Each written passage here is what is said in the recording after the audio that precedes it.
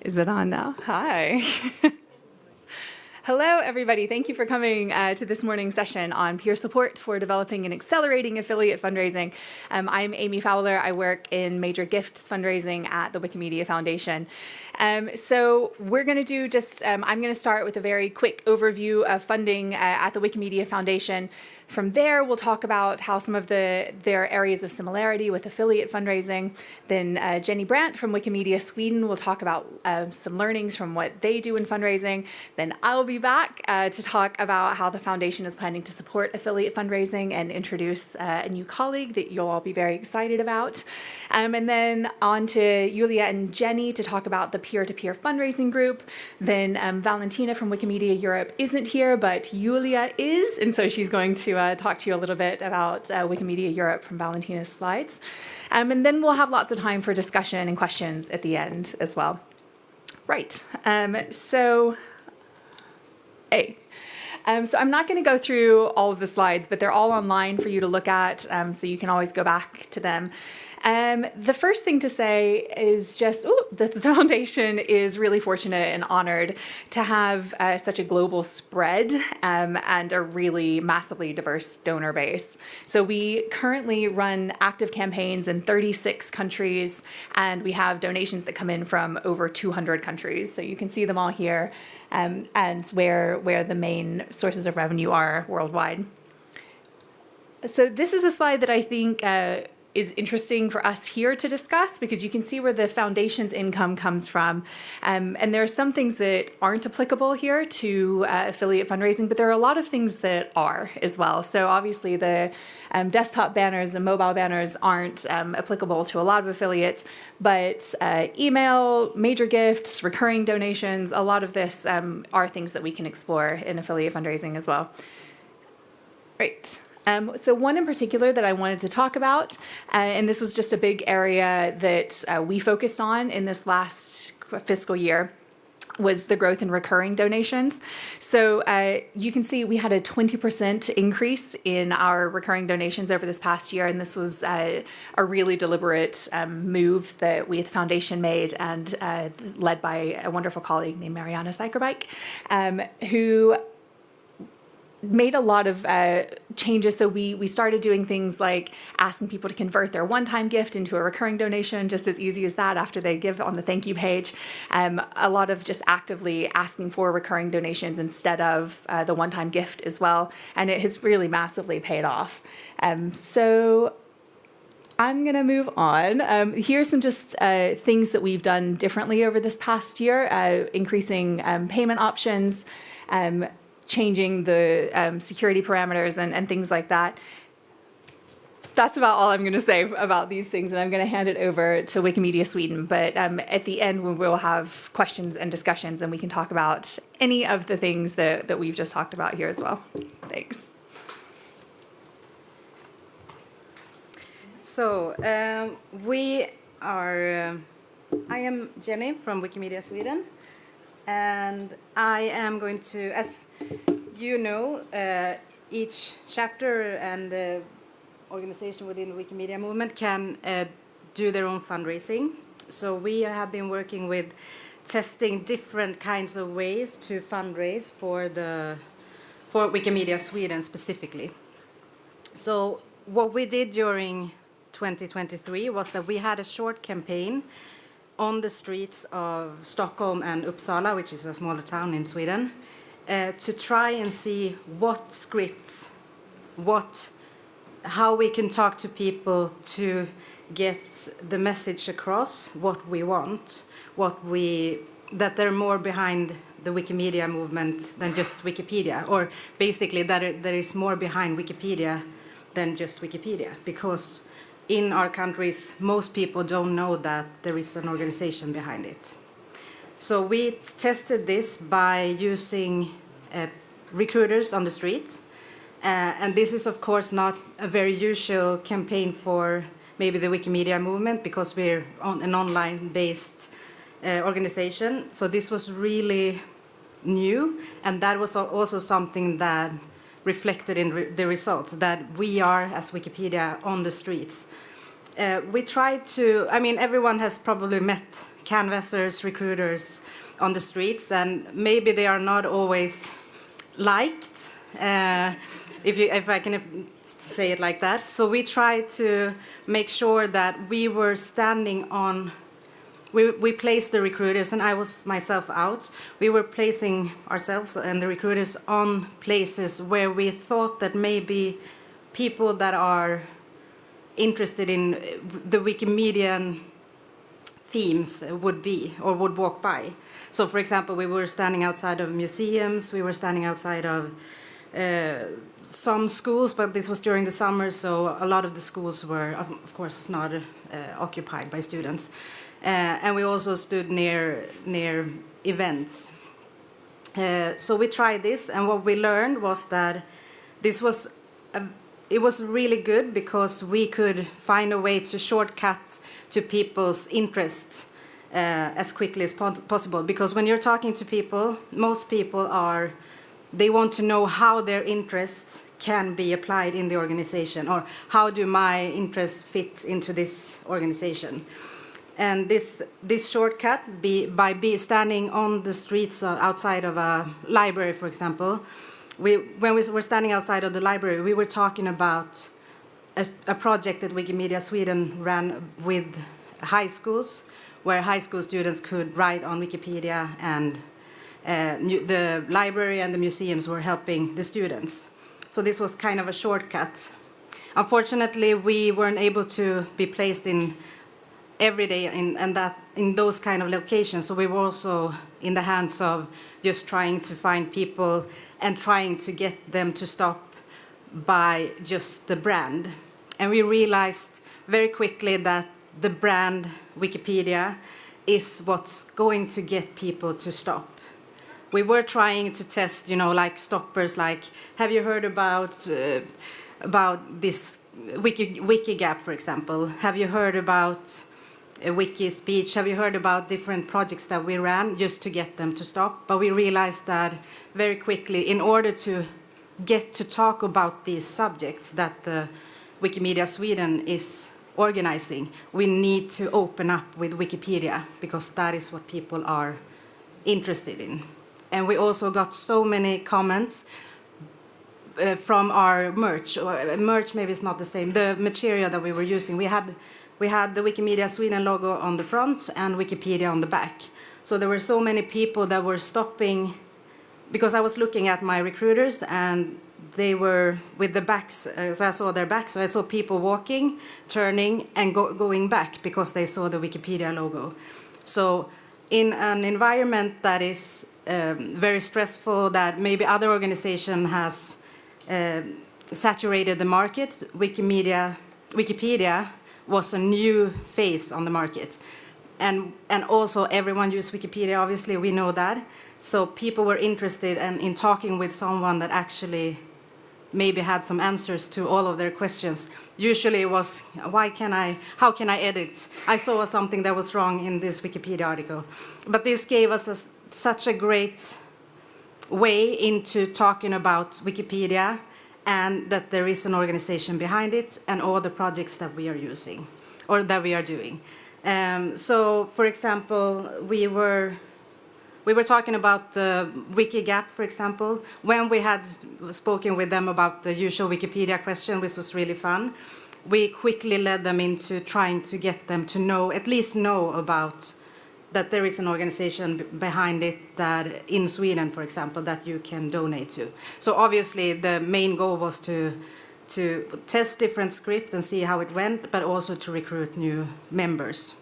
So we got, I think we got 34 members in total, and we were talking, I don't have the hours here, but it was quite a good result. It was like 1 member an hour by the best recruiter, because having recruiters on the street is also difficult because it's very new to them. So it was a good result, but I do think that moving forward, we need to stand in places that are connected to our projects. We need to look at what projects does Wikimedia Sweden have, and maybe not recruit during the summer when there is a lot of tourists there, and then stand in specific places that are connected to these projects. For example, free music. We did something with a music part of the government, and we could use that and stand outside of a school with the musical high school or something, just to be able to connect to the people that are working by. So the main result that we got was we can't remove Wikipedia, but we can use it so that we can talk more about the Wikimedia projects that we have in each country. Yes, that is. Should we ask? So wait, sorry. Can I ask? We have a colleague here. Do you want to add something now, or do you wanna maybe later? Yeah, sorry. Thank you, Jenny. My first job in fundraising was a face-to-face on the street fundraiser, and it's hard. So well done. So what's the Wikimedia Foundation doing to support affiliate fundraising? I am super excited to introduce Siri Oldervik here. Siri, can you stand up for a second? Thank you. Siri is our new affiliate fundraising training consultant, and she started on Monday, so she is brand new, and we are super delighted that she's able to come this week and meet a lot of you, and just to meet with us. Siri's going to be working in the major gifts team, but also with accountability to the community growth team. Siri, do you feel comfortable giving just a little brief bio of yourself? Yeah. Sorry, I've totally put her on the spot here. I didn't ask her to do this before. No worries. Hi, everyone. I'm super excited to be here. As Amy said, my name is Siri, and I very recently joined the team, still very, very new. Monday was super intense. It was my first day. We were having like an offsite with the team, and I met so many people, but it's been great. Everyone's been super lovely, and I'm feeling very warmly welcomed, and I'm super excited to get started. I'm originally from Norway/Denmark, but live a bit all over as I mostly travel and work remotely. And I come from a background of doing fundraising across a lot of different things like high net individuals, corporations, foundations, government funding, the whole 9 yards, mainly in the Red Cross. And then I kind of pivoted into consulting, and I've been working across a number of tech for good startups and various NGOs. So I'm very excited to be here. Thank you, Siri. Thank you. So Siri is so new that when we put together the slides over a week ago, she didn't have an email address yet. So her email address is not on the slides, but Julia's is. And so if you want to connect with Siri after this as well, you can email Julia and then she'll connect you. So some of the things, firstly, just wanted to say that Siri has this wealth of knowledge in fundraising and in community relations as well. So her the selection process had fundraisers from the foundation, community growth people from the foundation, and also affiliate executive directors. So we tried to get a really representative selection panel for choosing her as well, and we are just super delighted that you're here. So just some of the things that she will and won't be doing. So Siri is here to advise, to do training. She's not here to fundraise for anybody. She's here to help you kind of supercharge your own fundraising. So some of the things, especially mid-level and major gift fundraising, she can help with strategy development for grant writing more broadly. Lots of fundraising techniques and methods and stewardship best practices. Lots of the systems and setting things up behind the scenes that we all know goes along with fundraising. It's never just the ask in the room, is it? There's a lot of systems that have to go behind that, and Siri can talk to you about all of that and the frameworks and the policies and all of these kinds of things that are important for sustainable fundraising. Also, Siri, in conjunction with Julia and others, will be working on the peer sharing facilities and forums, and liaising between all of the affiliates as well, trying to understand what's working one place that she might hear about that she can help connect people and share as well. So the timeline, obviously, Siri's brand new. So the first month is going to be scoping, meeting people, trying to understand where the needs are, where the biggest needs are, where the most impact could be had as well. This is an initial 1-year term that we're trying this and we're going to see how it works. So by the end of the year, we are hoping that we'll discuss this with all of you and see what's worked and what hasn't, and what more we could do, but also hopefully where the big wins have been, and then we'll report back to all of you and to the wider foundation as well how that's gone. All right. Then I'm going to pass over to Julia and Jenny, I think. Hi everyone, I'm Julia Brunks. I work for the foundation as a community relations specialist between the fundraising team and the communities. And you already met Jenny. So we're here today to talk about the peer fundraising group, which is an informal group.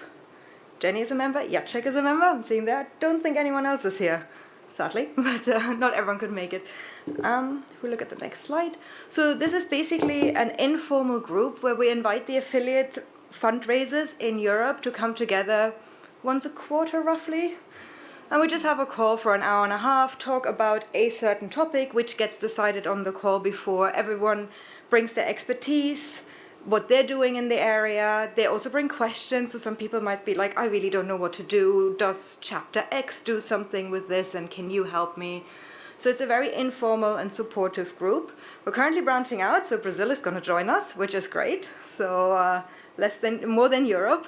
And this is also an invitation. If in your region you'd like to do something similar, get in touch and I'm happy to help you set it up.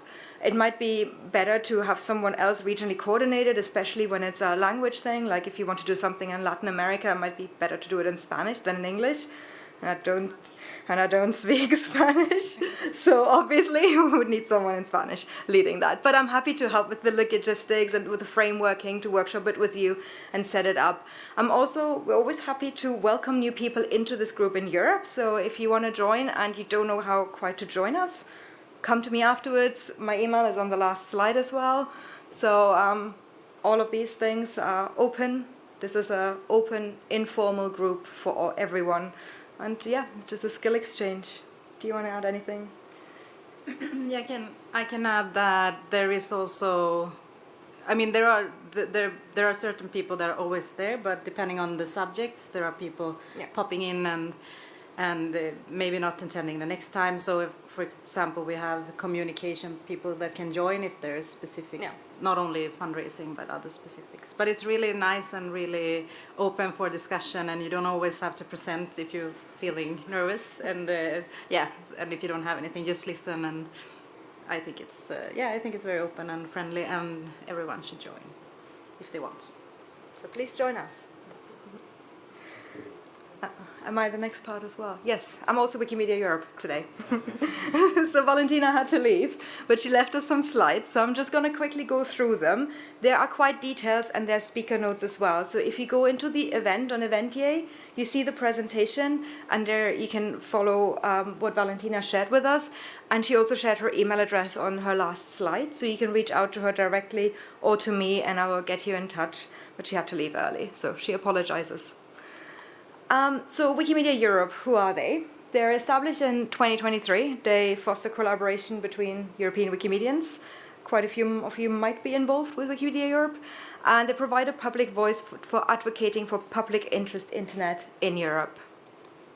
There are 29 members. They go further than the EU. They're Council of Europe based. So from Norway to Malta and Portugal to Georgia. I should have worn my glasses. The core activities are policy and advocacy. They do fundraising and training and capacity building. The fundraising support they provide is the incubated proposals aligned with the purpose of the mandate. They work with fundraising policy to optimize that support, and they offer ad hoc support for members as needed through assessments. They focus on European Union funding. So there's Erasmus Plus as an example, the ad hoc session they did on that. They are individualized, personalized support for members for specific opportunities around EU funding. They have a repository for expression of interest in order to coordinate EU funding across the region. And they support members for joint funding opportunities. So what's next? There's a structure of offer that includes a digest of funding opportunities, the support in creating synergies between members and partners, advise on relevant EU calls and other opportunities, the connection to specialized support, advice on partnership composition, and the capacity building and peer learning opportunities. Wikimedia Europe is also part of our peer-to-peer call. So Valentina is usually there. So if you want to know more, please reach out to Valentina. As said, the presentation is in the event. This is her email address, and I'm also happy to make the connection if you would like to. Thank you. Now I hand it back to that one. Cool. And then I hand it back to Jenny and Amy. Yeah. Wait for you to get you got it. Okay. Right, and now it's over to you. So hopefully we've given you an overview, but now we'd really like to hear from you. Are there things that you want to ask about what we've talked about, or other things entirely that you'd like to talk about and share, either from hearing from people in the room or from any of us? Yes, do we have a microphone though? Thanks. Just in case people are watching online or want to watch it back later, we would like to.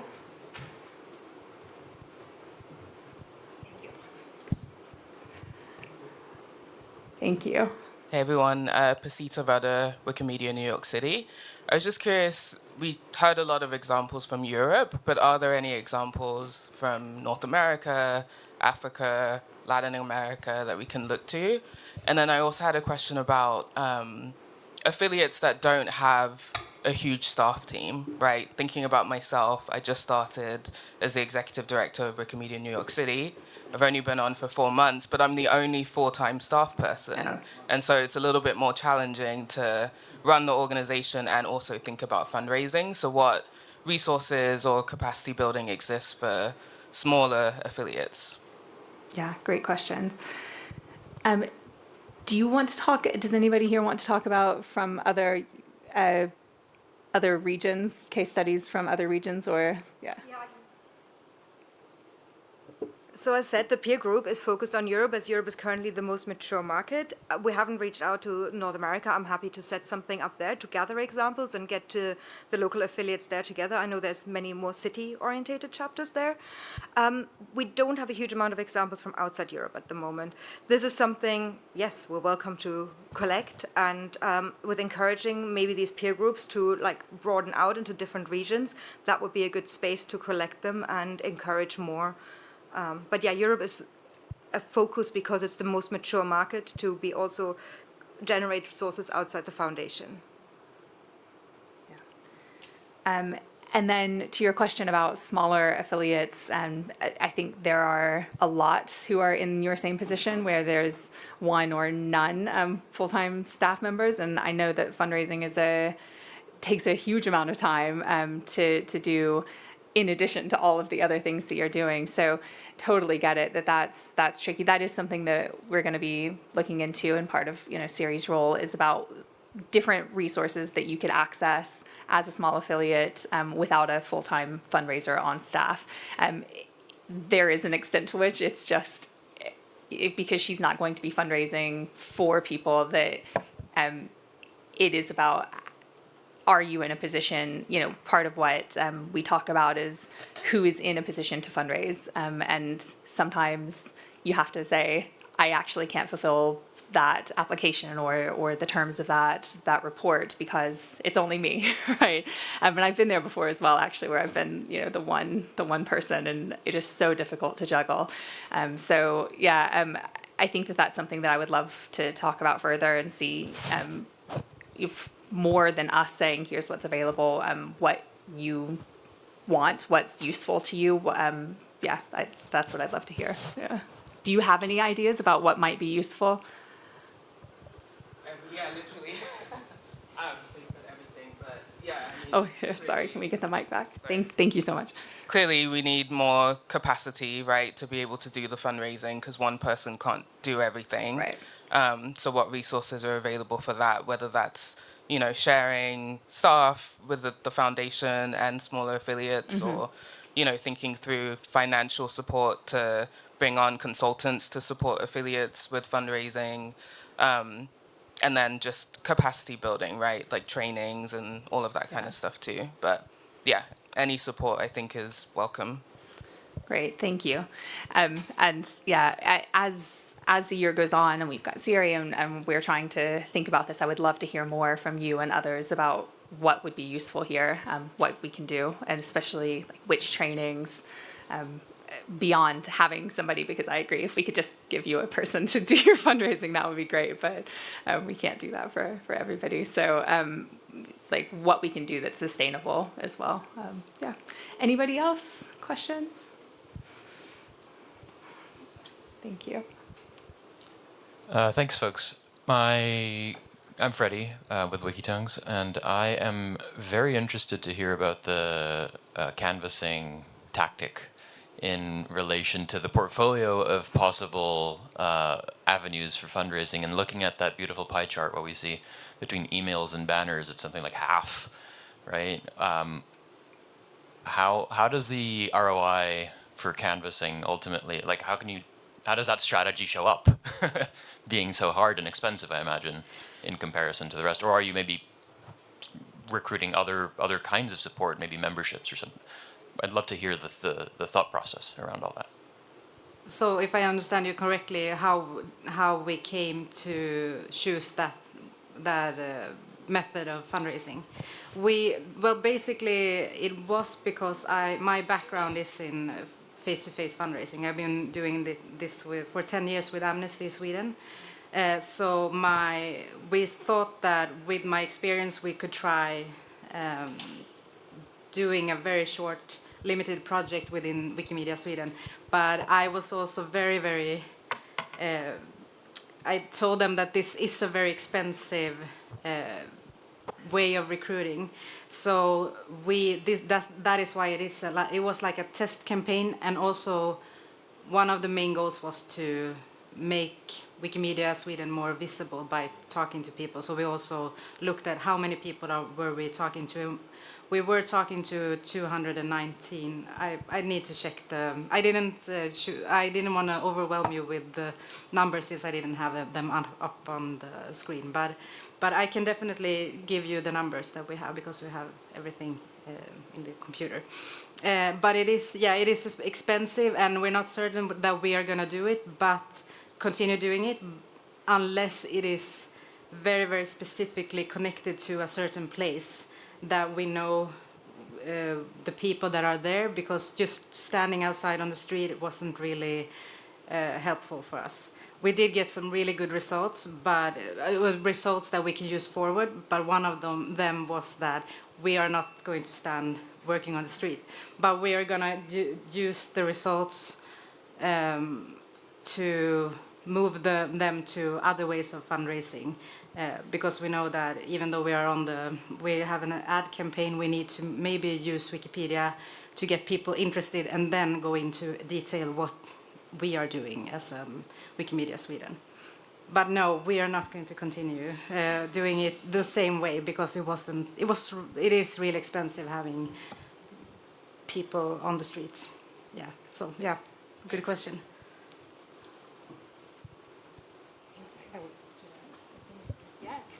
You can answer Yeah, this as thank well. you. My name is Douglas from the user group in Uganda.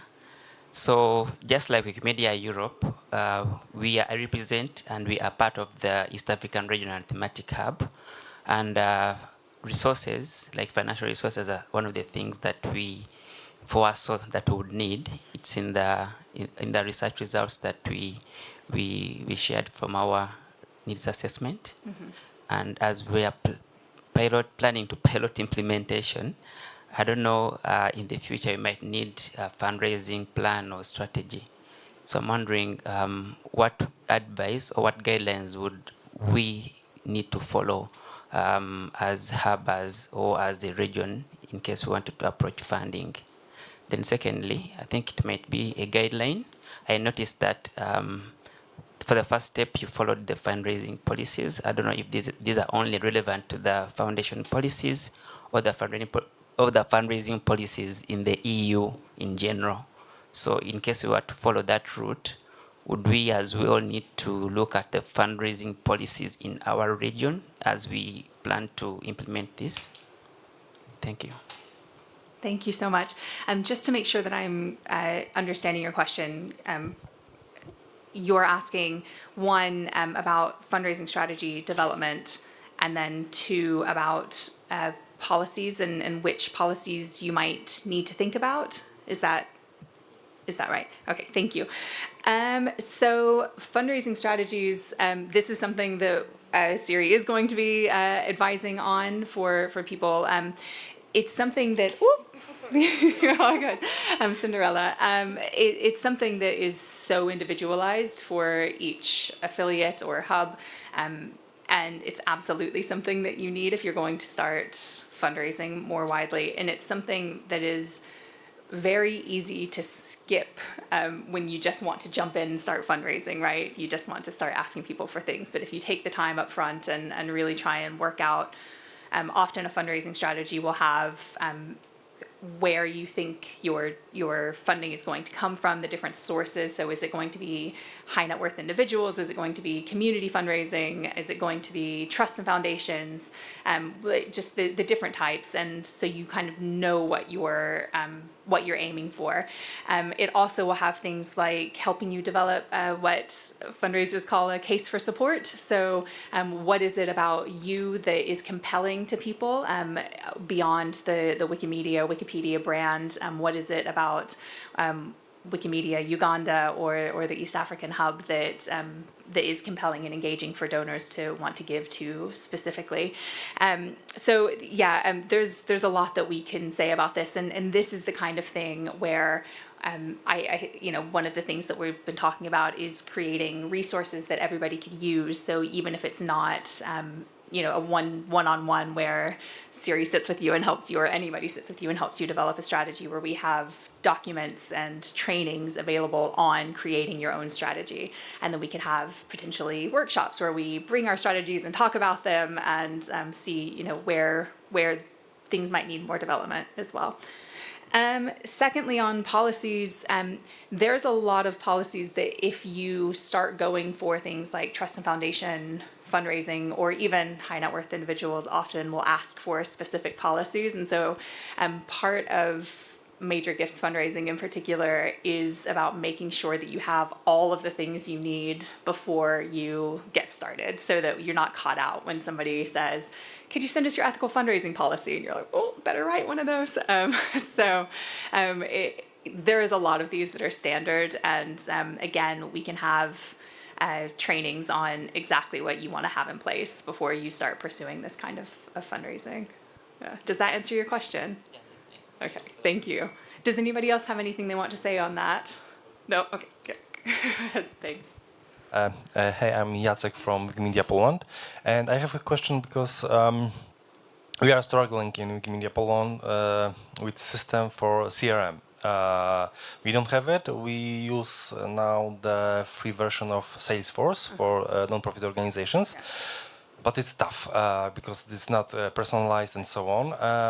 And I'm wondering if the Wikimedia Foundation have plans. I heard somewhere that Wikimedia Foundation have plans to create a such CRM for Wikimedia Foundation and chapters or so on, or if not, if you will consider that, because the manage of our peers, of our supporters in one place will be the I think the big help for chapters to manage the fundraising campaign and stay in touch with our supporters. Thank you very much for the question. CRMs are such a, for people who don't know, it's a database for you to manage your contacts and your stakeholders. It's such a, like, every fundraising position I've had, you're like, gotta sort out the CRM for the first bit. So totally understand. And Salesforce is a difficult one if it's not custom built, bespoke for your organization. Absolutely, so expensive. There are a lot of others out there, but I totally get where you're coming from on this. In terms of if we're planning on creating one, Peter, do you have any insight into that? There's a mic right beside you, actually. Thank you. Hello? Yes, I believe there's a a CRM being created for volunteer contacts. Okay. I'm not sure if it's going to include affiliates in that way. I think Kim Gill is the person to speak to about that. And in terms of what we use for fundraising, we use Civi CRM. We actually have a contractor who works on that full time, basically, and is an expert in Civi CRM. So, like, we can help you if anyone's using that already or is interested in that, I'm sure. Thank you. Sorry, Peter, do you want to introduce yourself? Oh, yeah, sorry, I'm Peter. I'm lead developer on the online fundraising team at the foundation. Thanks. Yeah, go ahead. So we actually we're going to use the Salesforce now, so I would love to speak to you about that. So we can, but we're going to have an implementation partner help us customize, so we can, I don't know, well, let's talk more. Yes. I'm wondering, what do you think about if you're asking, if it's something that we could consider, what sounds most useful to you? Is it something that everybody shares, all the affiliates share, or is it Wikimedia Poland has an instance, Wikimedia New York City has an instance that it's all, but kind of overseen by the foundation? Just wondered if you had thoughts. Sorry, can we get the microphone? Sorry, thank you. Thanks. When I think about the CRM, the main thing that I have in my mind is that the customizations and the usefulness of CRM tools. Because when we have, now I'm working on the free version of Salesforce. Okay, I have my contact base. I can put up some data from this, but it's not connected with email system. It's not have a good connection between contacts and their history and so on. So I think rather that the CRM based on sharing knowledge, what is the useful things that the Wikimedia Foundation or chapters use in this CRM to engage the fundraising. So we just make some default CRM that have some useful tools, useful topics, useful connections with and how it's done, and customize for fundraising, because the free version is. I am not developer. I don't have knowledge for the coding and so on. So I haven't done anything more that I have from this free version. So, but I know that it's lots of possibilities to customize the Salesforce. You can create your dashboard that you have the whole data about your fundraising, the automation, like remembering, like, okay, this and this contact don't that was your recurring donations. Stop the payments. You can. Message like, okay, you can contact with them and so on and so on. So this is the very useful thing. But I think the collaboration for chapters and the Wikimedia Foundation to create such a CRM that is open for everybody, every chapter, that will, I think this kind will be great, because the sharing knowledge will can avoid a lot of problems to solving ourselves with the CRM. So, yeah. Thank you for that. It's something that I think might be a long-term goal, but I wonder if in the short, medium term could we add this to the peer-to-peer, either Europe or wider other affiliate forums that we are creating. Yes, yeah.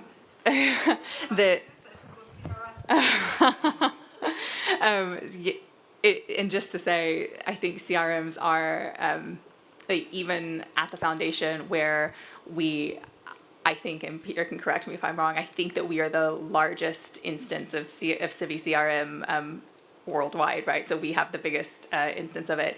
and we have a full-time member of staff who deals with it, and even in the major gifts team, we have a member of staff who deals with our, and it's still not everything that we need it to be, and we're still every day saying, oh, I wish that it could do this and we could customize it like that, and we are lucky that we can implement some of these things, but I feel like CRMs are that constant thing that we're all trying to get right, and iterating. So yeah. Yeah. So in the ending of my thoughts, that I think with the CRM and after our talks in our peer support, is two main problems. One is the money for the CRM and customize, because we can have the free versions of CRM, but the problem is the money for customization.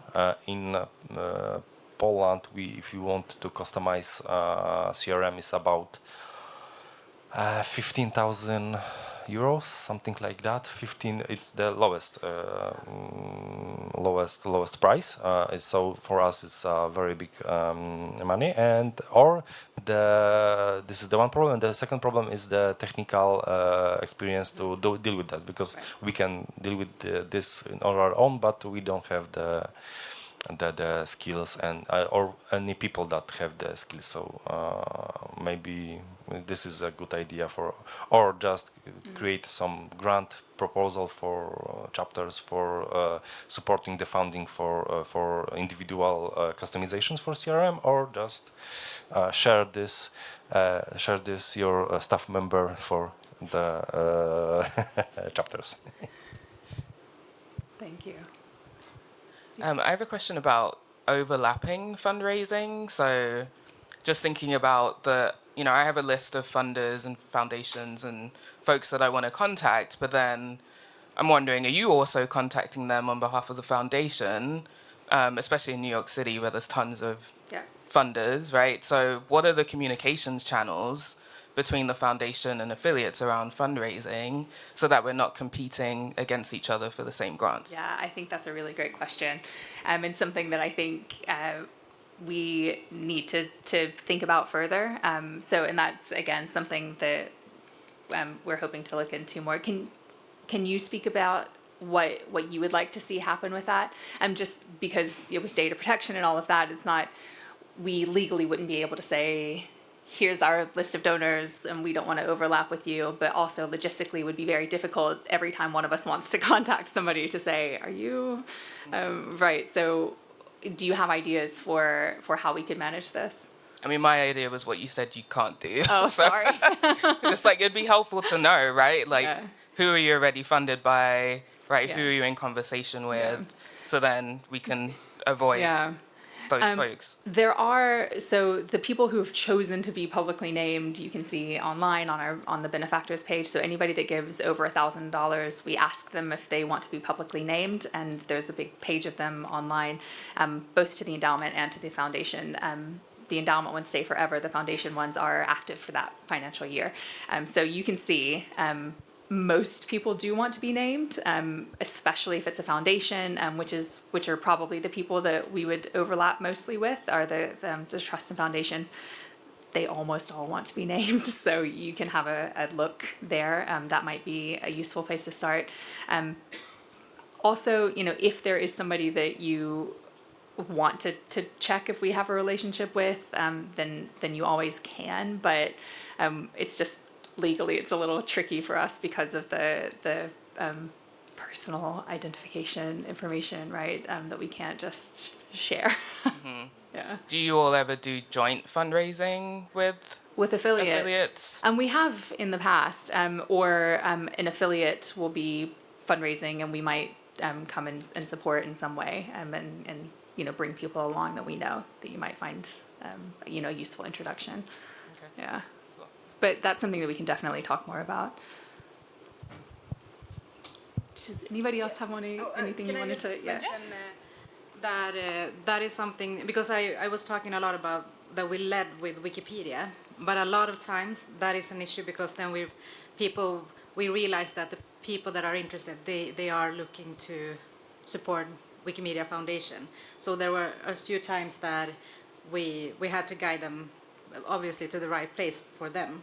But I think that there is some overlap, and we realized that we really need to build our case for support, our different cases, so that we could explain what Wikimedia Sweden, how it's different from Wikimedia Foundation, so that we also sometimes have to lead with. We know that you might have been, especially when it's big donors, that we know that you might have prior contact with Wikimedia Foundation, but this is Wikimedia Sweden, so just let us know if you're not interested for that reason. But so that we are in the beginning highlighting the fact that we might. They might be in contact with Wikimedia Foundation, just so that there are no confusion. So, but that also could lead to very good conversations. But yeah, we do have the same issues at certain points. Yeah. Hi, yes, Kristen from Wikitongues. I do not have a question, just a comment and a recommendation based on this conversation around CRMs. I know CRMs are very expensive, as you pointed out.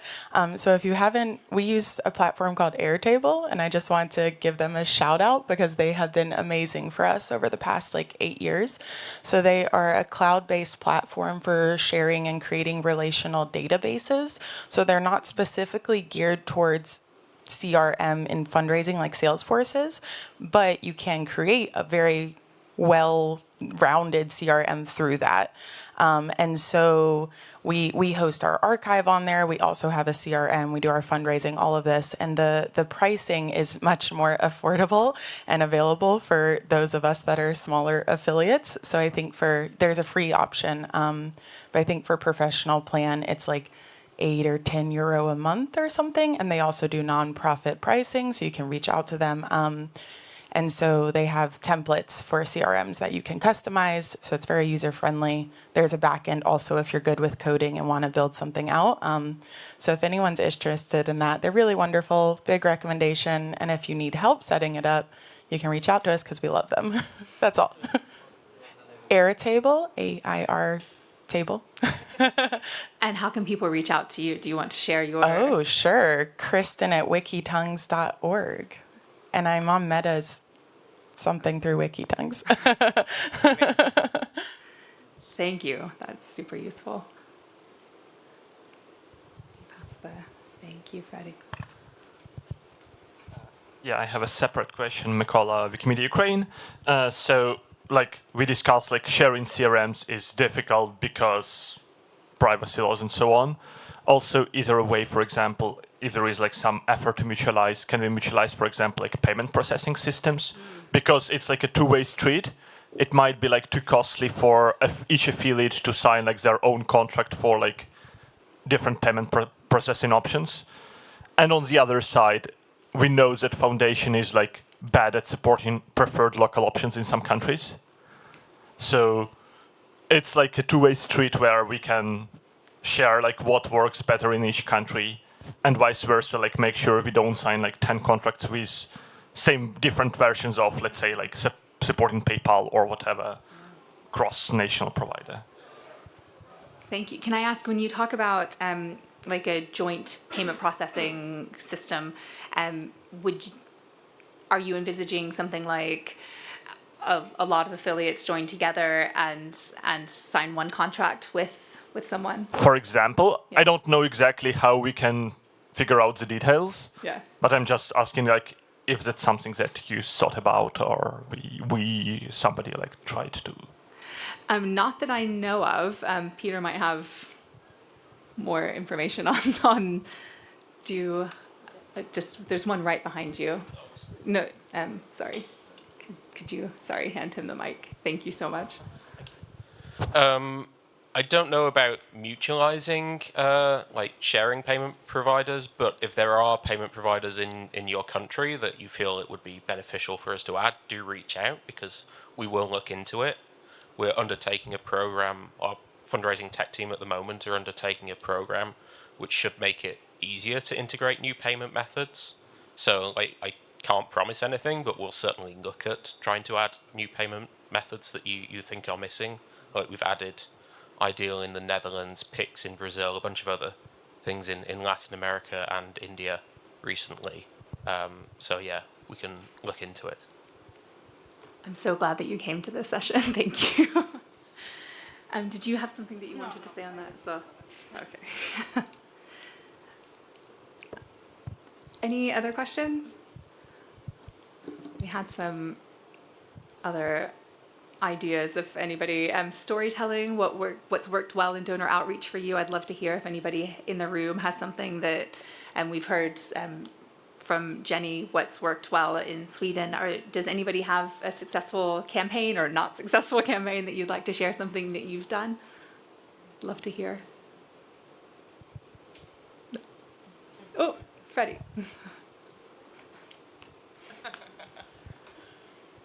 Thank you. We have many unsuccessful stories. Years and years of unsuccessful stories. Fundraising is lots of no's. Yeah. Yeah. But I think the one that stands out the most to me is we've tried to stand up some kind of end of year Giving Tuesday aligned Sure.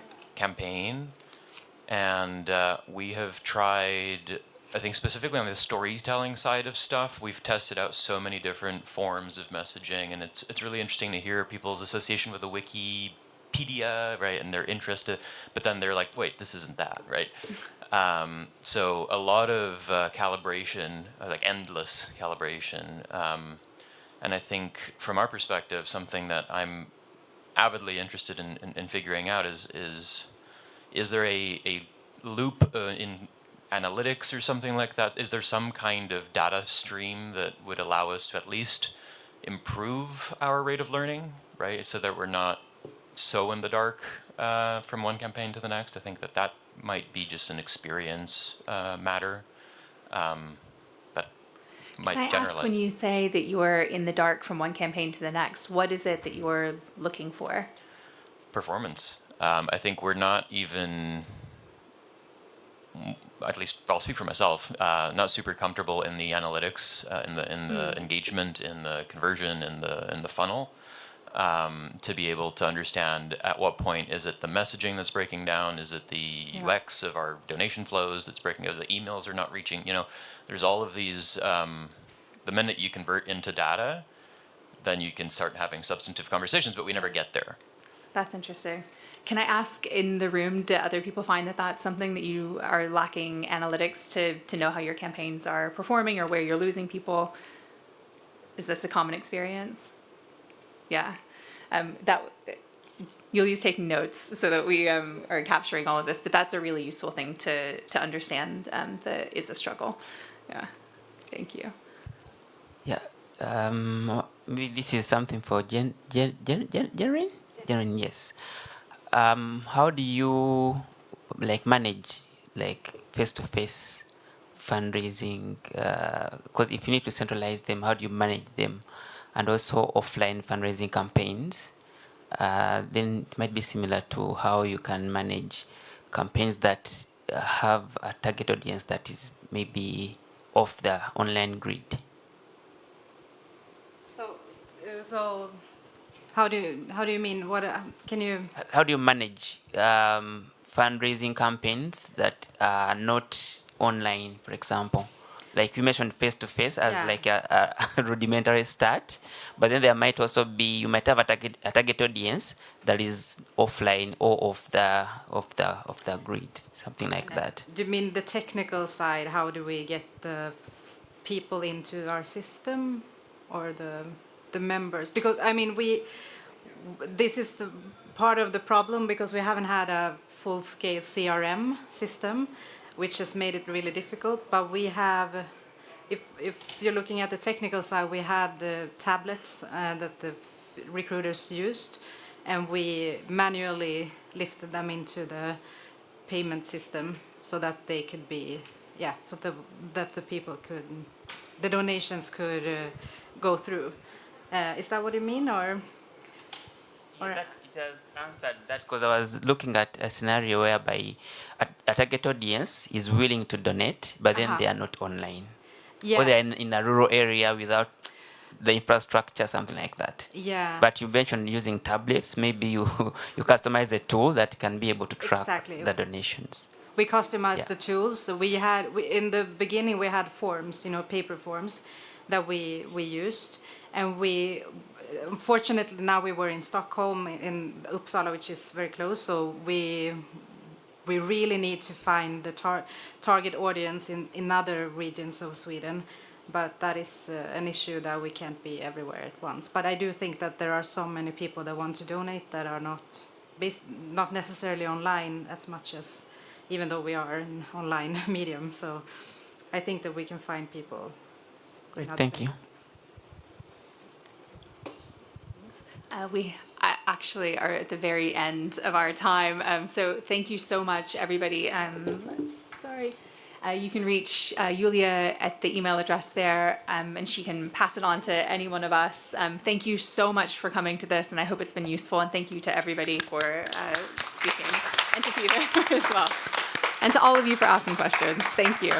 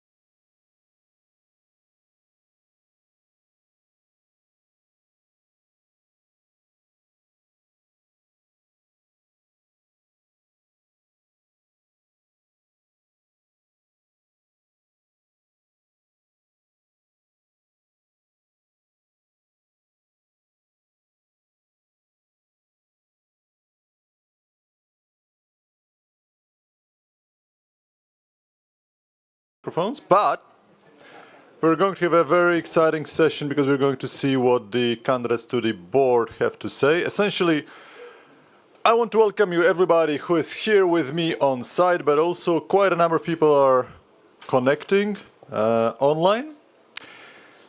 I myself, I'm Darcy Melnek, I'm on the board of trustees, I'm chairing the governance committee, and after about 10 years on this board I will be stepping down, so I need to make space. Obviously, since I'm so awesome, only 4 people can replace me. No, just kidding. It's, but 4 seats are available, and 4 people are running, 12 candidates for those 4 seats. Please do remember that this session is, of course, within the purview of the Universal Code of Conduct. Friendly space policy as well, so, you know, you need to respect other people, right? I mean, and if you want to insult someone, well, think again. Don't. The selection process is happening this year. The foundation is selecting new trustees. As you know, and as a reminder, it's the board who selects the trustees from those who are nominated by the community. So it's an election process. So far, never in history have we not chosen what the community has proposed. But technically, the board makes this decision. So it's, in theory, it's possible that it won. As I said already, 12 people are running. There are 4 seats, so it's pretty exciting. Elections Committee and the Board Selection Working Group want to offer this opportunity to all candidates essentially to show what they want to say, to give them a platform to share, because we want you to make an informed decision, right? It's important that you make a decision based on merit, not on anything else.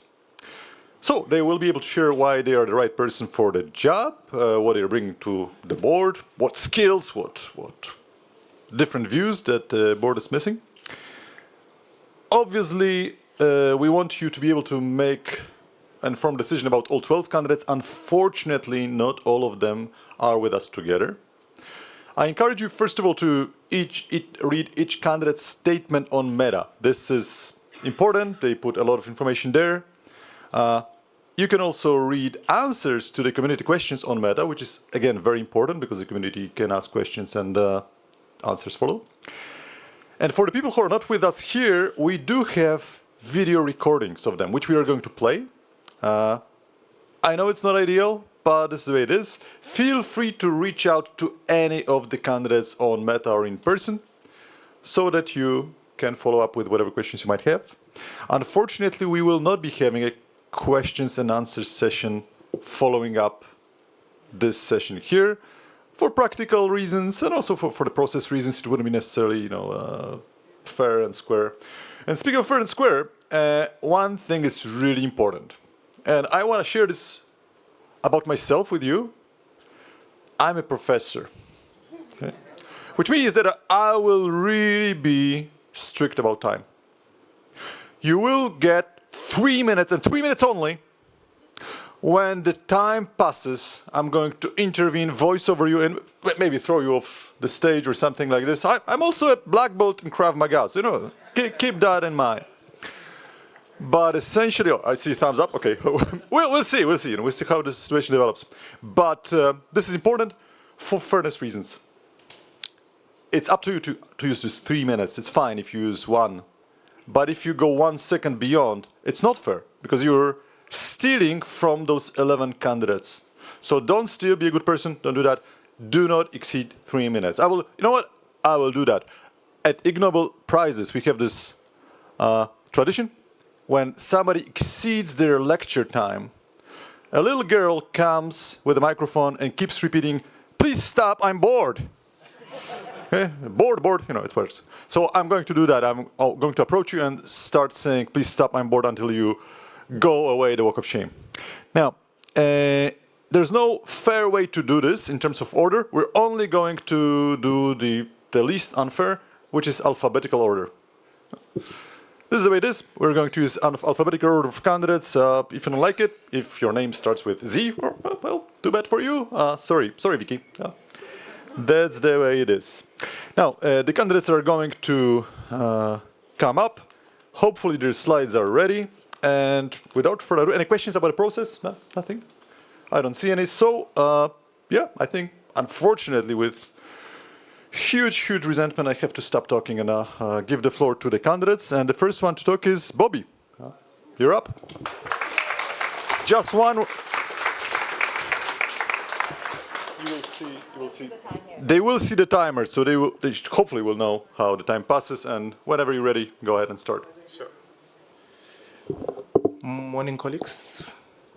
I have to rush. So, okay. Next. So my name is Bobby Shabangu, as you can see, from South Africa. Who am I? Okay, my name is Bobby Shabangu. I am from Johannesburg, South Africa. It's very important for me to mention that I made my first edit in 2012. I joined the Wikimedia South Africa chapter the following year, and now I am the president of Wikimedia South Africa. I also chair the WISCOM, which is the Wiki Indaba Steering Committee. It is a committee that organizes the Wiki Indaba Conference. Why am I running for the board of trustees? Well, I believe that I bring an extensive experience in the Wikimedia movement, particularly in promoting underrepresented content and small languages from the African community. And I believe this makes me understand the challenges and opportunities for small language communities in the African continent, as well as around the world. And I also have been involved in key and strategic movement conversation, e.g. the movement charter, the APP 2030 movement strategy, and I believe that makes me an ideal candidate to run for the board. Well, what is my value proposition? What am I bringing to the board? Well, I bring a strong voice for the underrepresented communities, ensuring that the Foundation's global initiatives are inclusive and equitable. That's very much important. And coming from a diverse community like South Africa, where we have a lot of languages that are different, we have different races. Also coming from the African continent, which has thousands upon thousands of languages and tribes that are very much different, I believe that I will help the Wikimedia Foundation navigate complex issues while remaining true to its core values. You know the core values, colleagues. We need to be open, we need to be welcoming, inclusive, we need to have a diverse community. I'm not going to waste my time there. And to drive efforts towards a more inclusive and globally representative knowledge ecosystem. We really need to have an inclusive knowledge ecosystem, colleagues. Amplify the impact of Wikimedia projects worldwide, particularly in the regions that have historically been underrepresented. I see my time is running out, and thank you so much. My presentation. Thank you so much. Crystal, you're up next, and thank you, Bobby, for keeping the limit. Crystal, you're up whenever you're ready. The slides should be also. Forward, backward. So, running for the Board of Trustees, another candidate, Crystal Steigenberger, but most of you know me as Kritzolina. My main perspectives that I will bring to the board are the one of an editor and former admin from the German language Wikipedia, so a big one, not one of the small ones.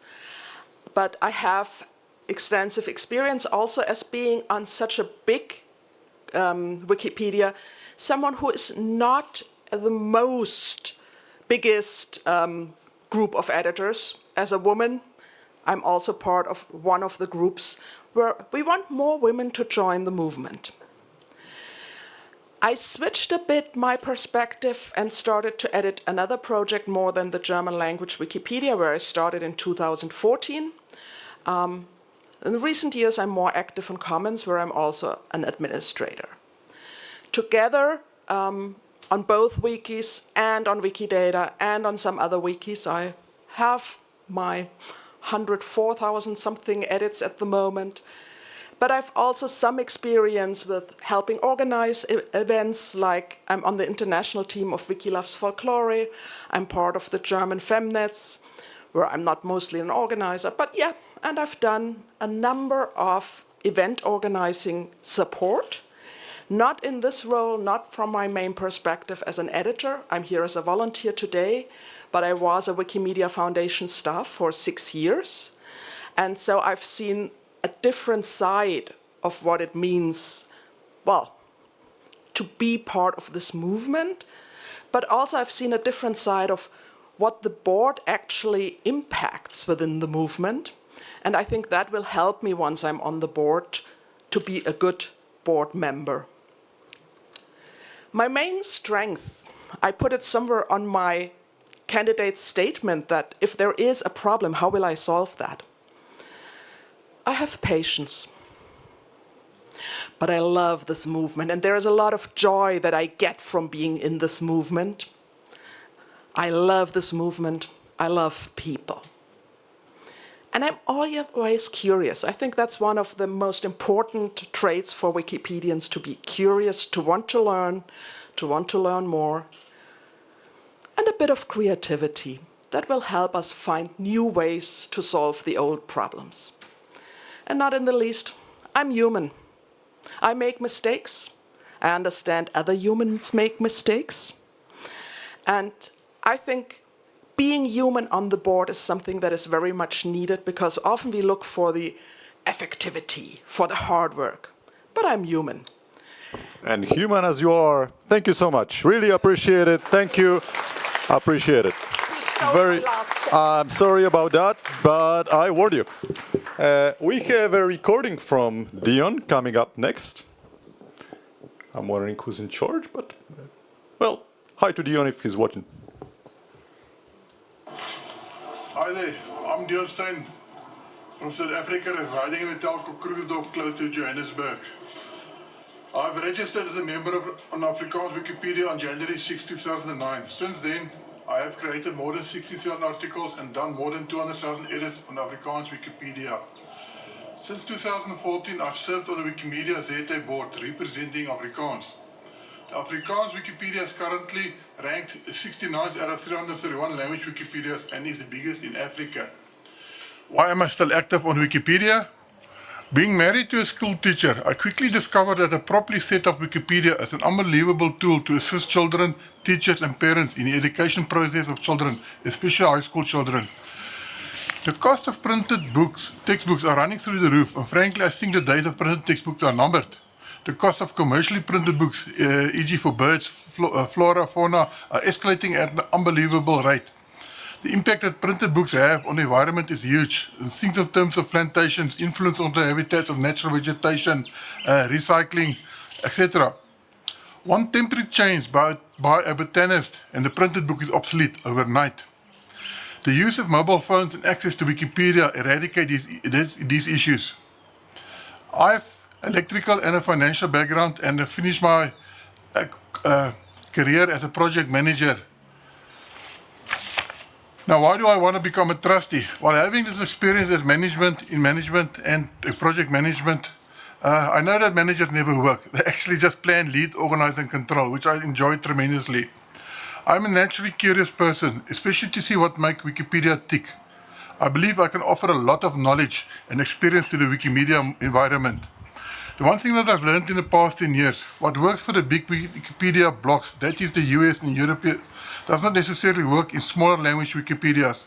The other side of the coin is the big blocks doesn't always understand smaller language Wikipedias, their problems, examples, IT skills to change and update templates. My other aim is to make sure that everybody understands the core business of the foundation. Ask anybody about the core business of the foundation and answer as follows: online encyclopedia, what are we? Having said all that, I'm positive with all my experience managing people, staff, big projects, that I can make a difference for the next 4 years. I'm looking forward to working with all the other language Wikipedias. Thank you.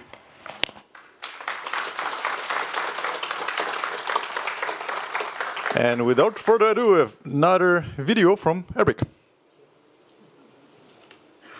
Hi, my name is Eric Hanberg. I live in Tacoma, Washington in the United States, and I'm running for the Wikimedia Foundation Board of Trustees. I believe passionately in the mission of the organization and of Wikipedia and all of its related projects. I want to bring my background in nonprofit service to the board. to my mind, Wikipedia is one of the key innovations of the century. And I want to make sure that it and the associated projects exist long into the future. I have a background, as I mentioned, in nonprofit work, especially governance. My work has included leading nonprofits, including in the arts, in civics, as well as working, for example, at a nonprofit news organization. I've also sat on more than a dozen different boards and committees for nonprofits of various sizes. And while it's not exactly the same thing, I did spend 12 years in public service as an elected official here in my hometown of Tacoma. It was a government board, and it had a $50 million annual budget. I think I have a lot of experience in good governance, and I want to bring that background and that expertise to the board. I've also written 4 books for nonprofits, including one on board governance, and it's thanks to that I have been blessed with the opportunity to work with organizations around the country and in some cases around the world. Again, that's another set of expertise and experiences that I can bring to this board. I believe that there are ways that a board can maintain its fiduciary and legal responsibilities while still being responsive to its key stakeholders, its donors, its users, and of course, in the case of Wikipedia and Wikimedia, its editors. And I want to bring those insights and those ideas to the board. I hope that I've already met some of you at Wikimania. I look forward to meeting more of you online. Thank you for your consideration, and I hope I can earn your vote. Thanks so much. Thank you indeed. And Farah, you're next.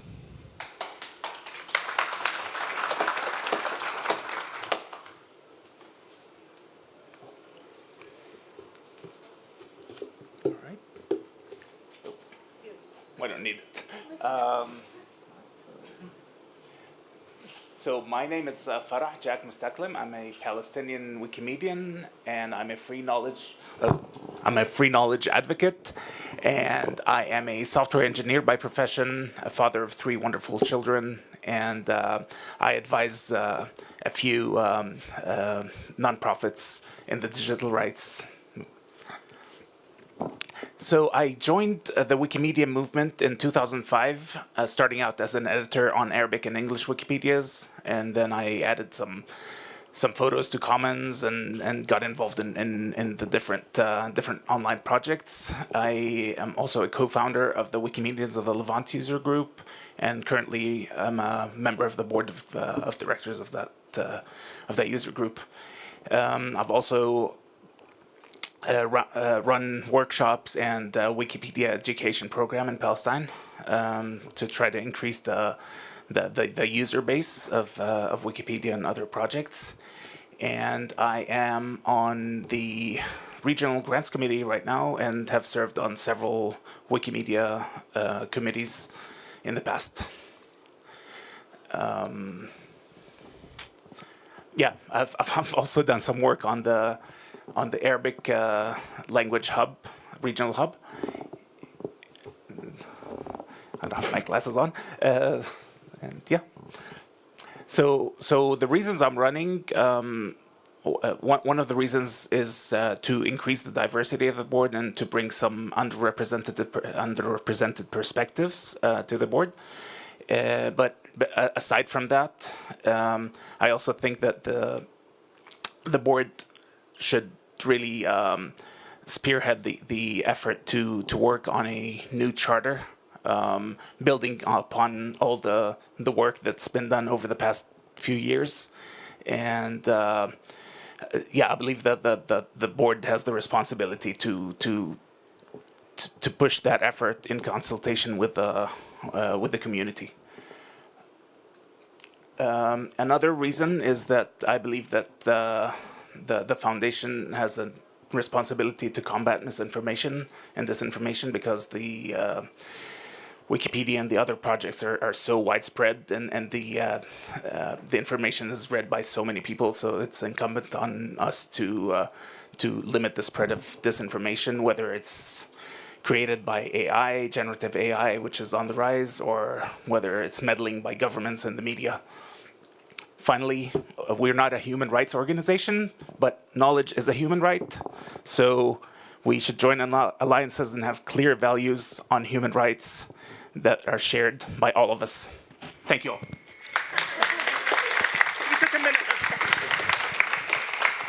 Good timing, good timing. All right, Lane?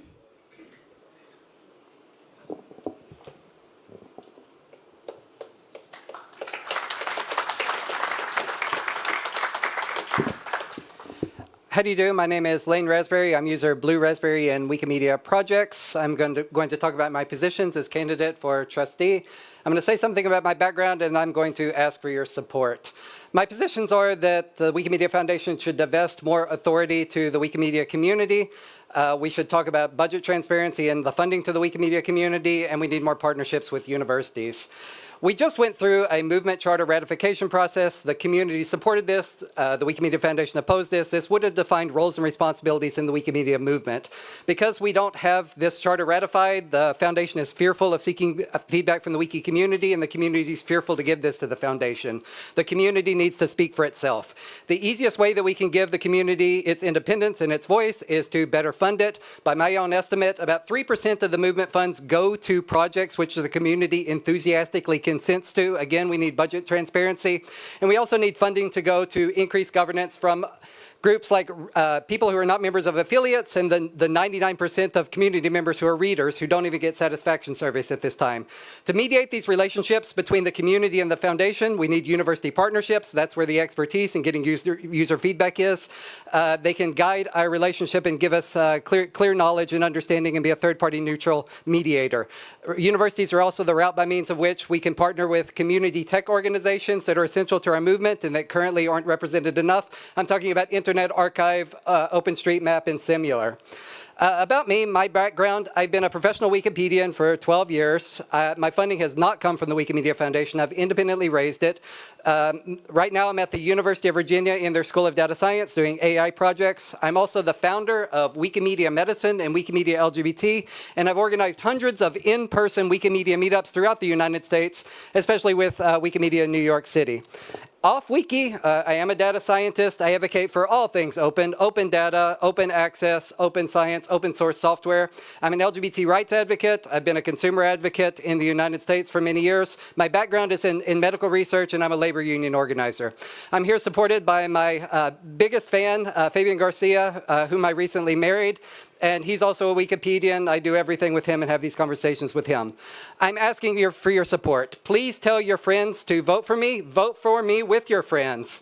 If you want to talk about any aspect of Wikimedia community policy, whether I'm elected or not, you can do that with me. I especially publish through the Wikipedia Signpost, which is Wikimedia's community newsletter. And if you're at a community organization, a university, or a Wikimedia affiliated organization, and you want to talk research partnerships, this is what I do. Contact me anytime. Thank you very much. I'm Lane Blue Raspberry on Wikipedia.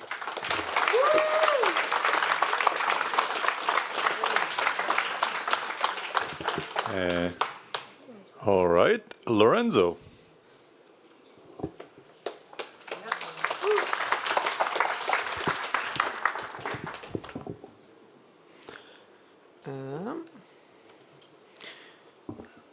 Thank you. I'm Lorenzo, username Laurentius. I'm a current member of the Board of Trustees as Vice Chair and running again for another term.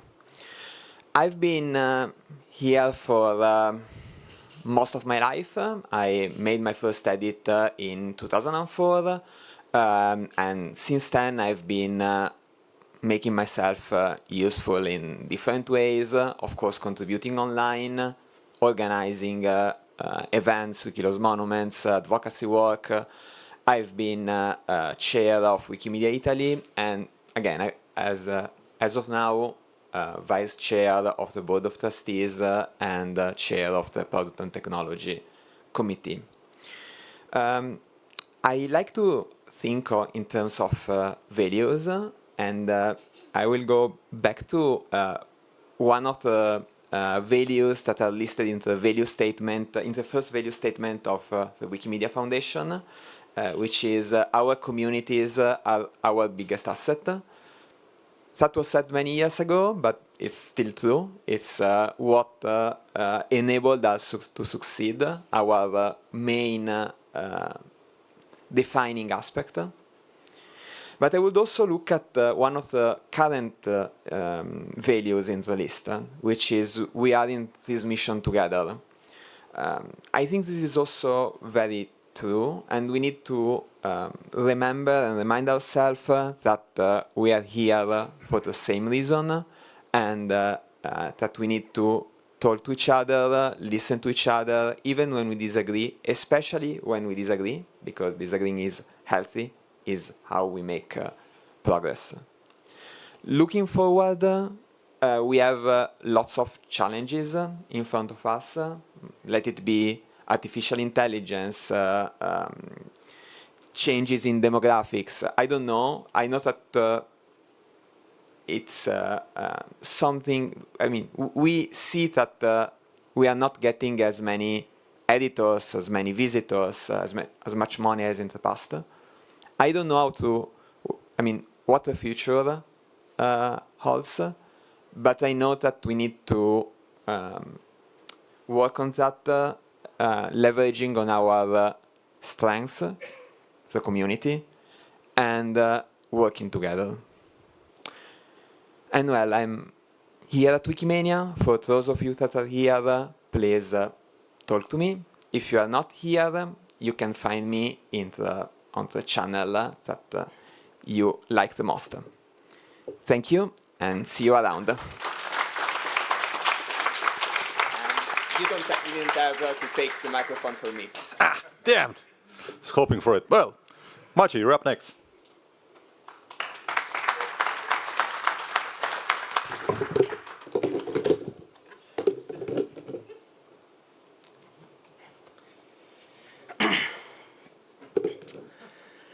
Okay. Hi, everyone. My name is Maciej, and I'm your candidate for the Wikimedia Foundation Board of Trustees elections this year. Today, I have for you 2 questions and many answers.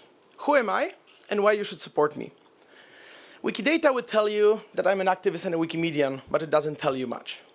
You can see that I have degrees in management, international economics, and social impact from Utrecht University, University of Warsaw. I've run my own NGO for 5 years, and now I'm an expert at the Polish Ministry of Digital Affairs. But this still doesn't answer your question. Who am I and why you should support me? I'm an active Wikimedia editor. I made over 140,000 edits globally for the last 8 years. I've done over 3,000 admin actions. I protect small wikis from vandalism through the Small Wiki monitoring team, and I have completed 110 Wikimedia articles in 10 days, completing the Wiki Days challenge. I have also edited over 55 of all currently open Wikimedia projects. I'm an active organizer. I have been in the governance board of Wikimedia Poland, first responsible for education and higher learning, then operations. I'm a co-founder of Wikimedia Europe and its youngest board member. Last year, I joined Affiliations Committee to try to help and fix it from the inside, and I work on Let's Connect to increase the capacity in the developing communities. Over the 8 years in the movement and a hard and affiliate community work, I've learned one thing. The volunteers must come first. We should treat volunteer time and energy as a finite resource, and we should make a good use of it. Why will I make a good board member? Why you should support me? I understand the technical issues in the Wikimedia movement. I meet them, as do you, and I will work hard and to support devoting resources to resolving all of them. I will work on making the board accountable and more open to community scrutiny. I have a proven record of effectiveness and a proven record of transparency. I decided to answer all of the questions I asked the community this year, not only the 5 selected by the elections committee. And you can see that I can do big stuff happen. I am privileged to have met many community members from multiple countries, both during very joyous occasions, but also during very difficult ones. I had a chance to celebrate with you, to be formal with you, to discuss, engage, exchange ideas, and I have been proudly presenting Wikimedia values outside at industry conferences as an expert at the Polish Parliament, influencing the policy process. I have been there with you for the past years, and I promise that if elected, I will still be with you, talking with you, and working together with all of you to further our mission. Thank you all very much. Don't forget to vote. My name is Maciej Nadzikiewicz. I'm Mr. Nadzik. please reach out to me if you have any questions. Thank you very much.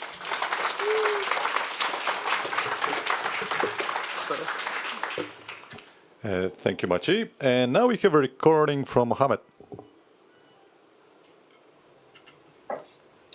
Hello, everyone. Good morning, good afternoon, good evening, wherever you are in the world. My name is Mohammed Awal Al-Hassan. My username on all Wikimedia projects is Al-Hassan Mohammed Awal. I am from Ghana, and I am an educationist, a digital language activist, Dagbani language expert, child rights advocate, and girl child education advocate. I have passion for volunteering, and it has always, as a digital language activist, it was always my dream, and I've always wanted to support indigenous communities and its people to document their stories, cultures, and traditions on the internet space. So when I got to learn about Wikimedia Foundation and its projects, and I went to read about the mission and realized that it was all about creating and sharing knowledge freely for everyone in the world, I couldn't just help but to just jump on and created my user account and started contributing to the various Wikimedia projects such as Wikipedia, Wikidata, Wikimedia Commons, Wiktionary. I recruit and train others to also contribute in these projects since 2020.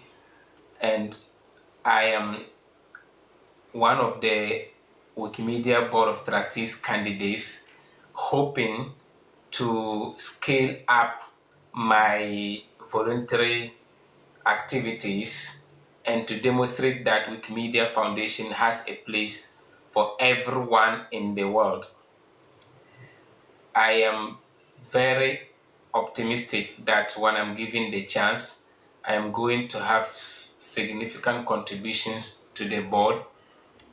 I haven't served in different committees in the Ghana education system for over 15 years now.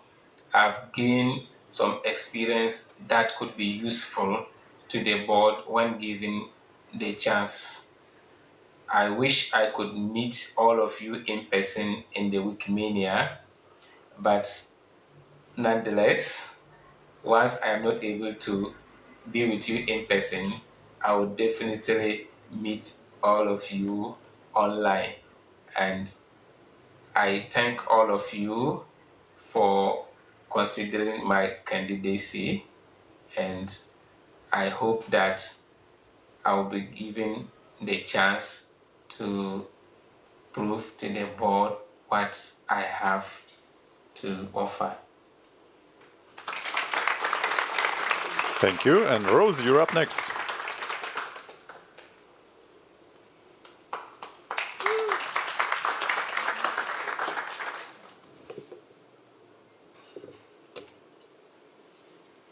I'm watching the time.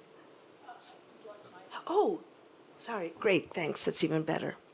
Hi, everyone. I'm Rosie Stevenson Goodnight, and I'm here to talk to you about my candidacy for a second term on the Wikimedia Foundation Board of Trustees. I live in Eastern California, USA, down a half-mile gravel road in the forests of the Sierra Nevada mountains. I bring the perspective of a 70-year-old grandmother. My first language was Serbian, my household language. My parents started teaching us English when I was 3. I'm also mildly proficient in Spanish and French, which I studied in school. My background, education, and professional experience can be found on the candidate statement, but here it is in brief. I hold an MBA master's degree with a specialty in strategic planning. I started editing English Wikipedia on June 4th, 2007, when I looked for something, didn't find it there, had this realization that Wikipedia did not have an article about everything. And I realized that since my son, who had been a Peace Corps volunteer in Ukraine, had learned how to edit Wikipedia sitting in his little apartment, well, if he could figure it out, I could figure it out too, and so I did. I've created more than 5,000 new articles, of which more than 2,200 are women's biographies. My ranking in all sorts of different ways can be seen there, but I'm also proud of my contributions to Wikimedia Commons and to Wikidata. I am the biggest champion here of the affiliates. You can see that I served as the Vice President of Wikimedia District of Columbia for 5 years. I am the co-founder and current mentor of WikiWomen's user group. Ruby, if you're here, hi. I'm the co-founder and the ideator to have Wiki Conference North America user group. I'm the co-founder of Wikisymmetry's user group. For 6 years, I've been an elected member of the Affiliations Committee, stepping back when I joined this board in 2021, and I served as chair the last 2 years. I'm the co-founder of the SWAN Network. The last 12 years or so, I've been heavily involved in gender gap work. Not my background at all in terms of education or experience. When my daughter-in-law called me a feminist, I thought it was a pejorative at first. But I've come to learn who that is and what I am, and I'm proud of it. One of my proudest accomplishments is the development of a community called Women in Red. I believe in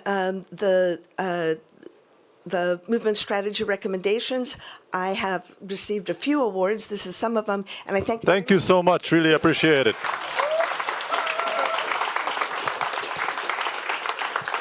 Teslima, you're up next.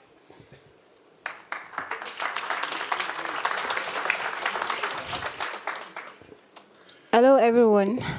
My name is Teslima Taya Abdulkarim. I'm the only candidate from Nigeria, and I'm the only female candidate from Africa. Why Wikimedia Foundation Board of Trustees? I'm good in policy making. I want to represent Africa and other underrepresented region.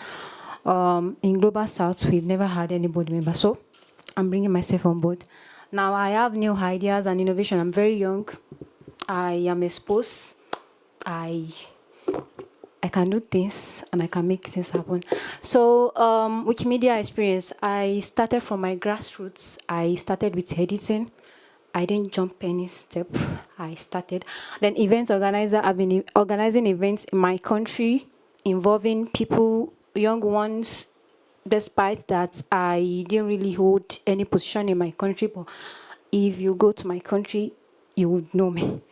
So I'm a board member for Wiki Project Medicine, as my career is I study the high. So I'm very good in that aspect.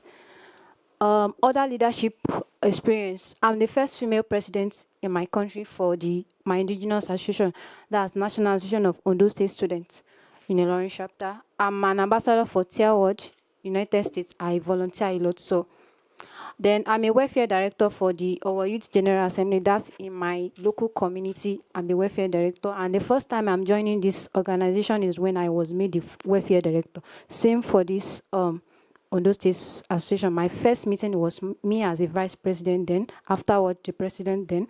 I'm a two-time president before I hand over. Just 2 days before I came here. So I'm a founder of Mirror Sight Foundation. Like I said, I studied the high for 6 years. Then I'm the founder for that organization. While in school, I've been carrying out outreaches, and there are more to go after. Skill sets. I involve in community. I have good listening skill. I have work in team. Uniqueness. I'm young. I'm passionate. I'm energetic. I'm versatile. I can sing. I learn languages. I can cook. I'm everywhere. Thank you for listening to me. My name is, you can find me on advocacy@gmail.com. Thank you very much. And the final presentation, Victoria.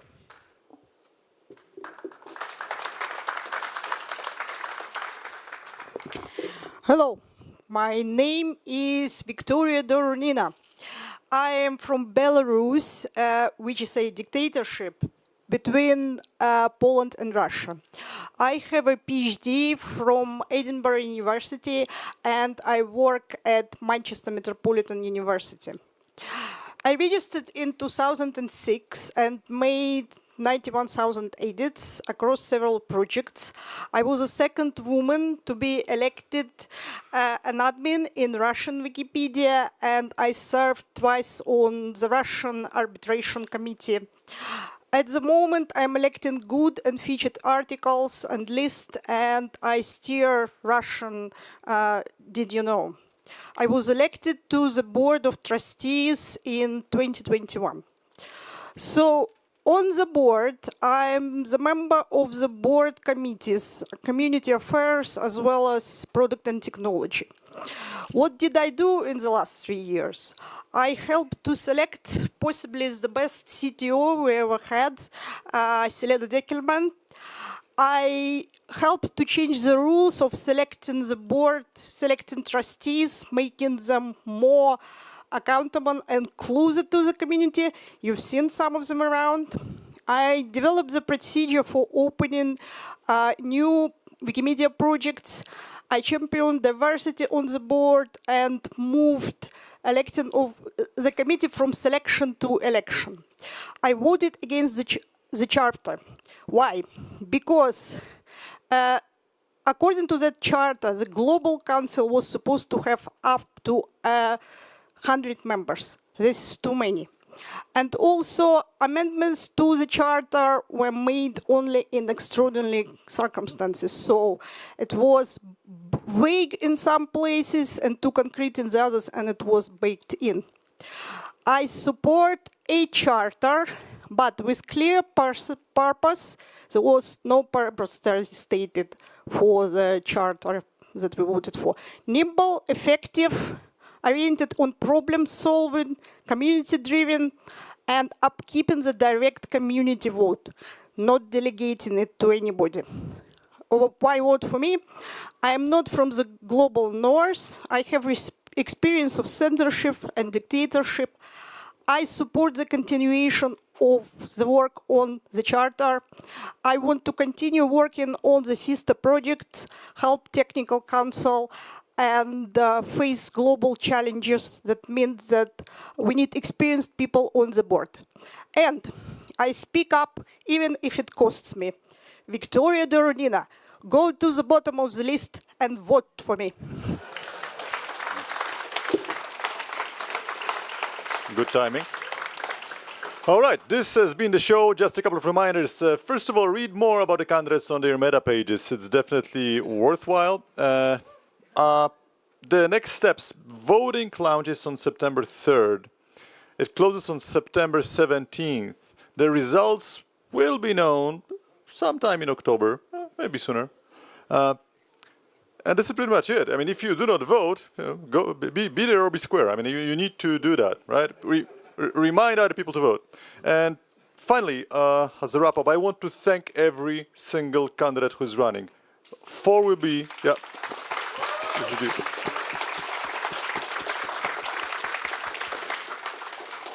Way too often, we think of people who are running as only those who get elected. But the process itself, the fact that somebody puts their name forward, takes the courage. It's super important, and I want to appreciate this. Thank you so much. Even if you do not get elected, you will stay in the movement, I hope. And yeah, this is the way it should be. Recordings will be available when Wikimania organizers make it available. That's pretty much it. Thank you so much. Have a good Wikimania. I need to take a photo, a group photo of the candidates. So can I ask all the candidates to stand up here? And can you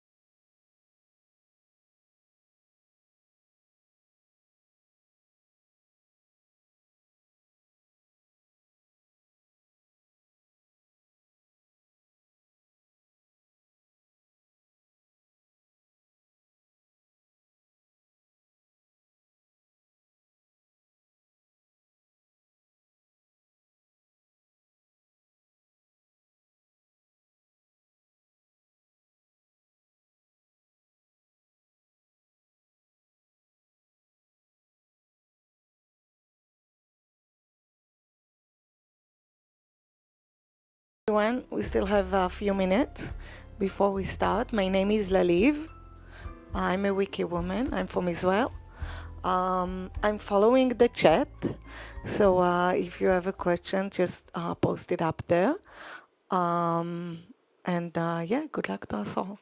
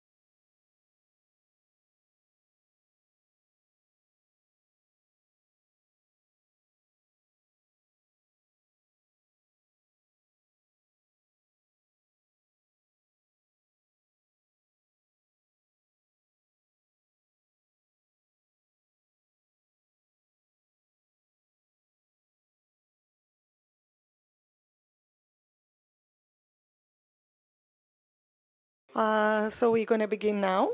Let me introduce Wiki again, WMF Human Rights Policy and Advocacy Lead. We're going to hear about protecting children on Wiki, a child rights solution workshop, and you're going to have time for questions at the end. Okay, so let's begin. Good afternoon, everyone. I can see myself on your screen, so let me know if you can hear me okay. Just somebody give me a thumbs up. Great, thank you. Thank you all for joining this session this afternoon, and happy day for Wikimania. I hope Poland is treating you well. And thank you to the production staff for helping this session happen and so far happen smoothly. My name is Ricky Gaines. I am the Human Rights Policy and Advocacy Lead at the Wikimedia Foundation. I work on the global advocacy team, and I see several colleagues there who will also be on hand to answer questions that you may have. I will go ahead and begin sharing my screen with you for this workshop. So bear with me 1 second.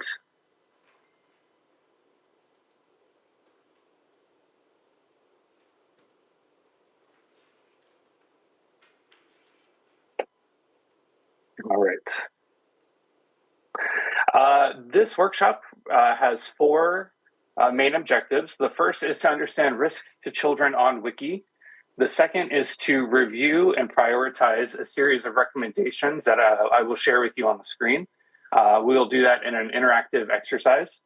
The third is to develop concrete plans of action that can be led by the volunteer community and affiliates to protect children on Wiki. And finally, we will share our action plans as a group and provide one another with feedback. So without further ado, we will go ahead and move into the first portion of this workshop, which is to understanding risks to children on Wiki. Last year, the Foundation completed a child rights impact assessment, which we were able to publish this year in February. While I'm talking about this child rights impact assessment, I would invite you to check it out on Meta. There's a link to it at the bottom of the slide in yellow. If you would like to go to Meta, you can just search for child rights impact assessment, and it should be the only one that you will find. But if you would prefer to find it on your mobile device, you can use this QR code to locate that same report. So why did we commission this child rights impact assessment? Well, the board of directors, or the board of trustees rather, approved our human rights policy in December 2021, which committed the foundation to upholding the human rights of all those that interact with our products or projects. So that would be volunteers like yourself, staff, as well as the general public that accesses our free knowledge projects.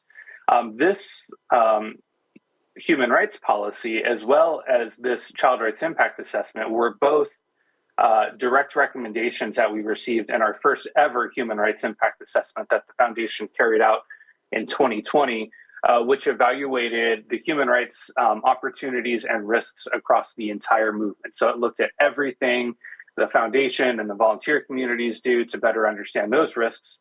And one of the 5 key risks that was identified in this report were risks to children, because children have unique rights, they have unique vulnerabilities online, and so it was recommended that we carry out a specific child rights impact assessment to better understand the impacts our projects can have on children.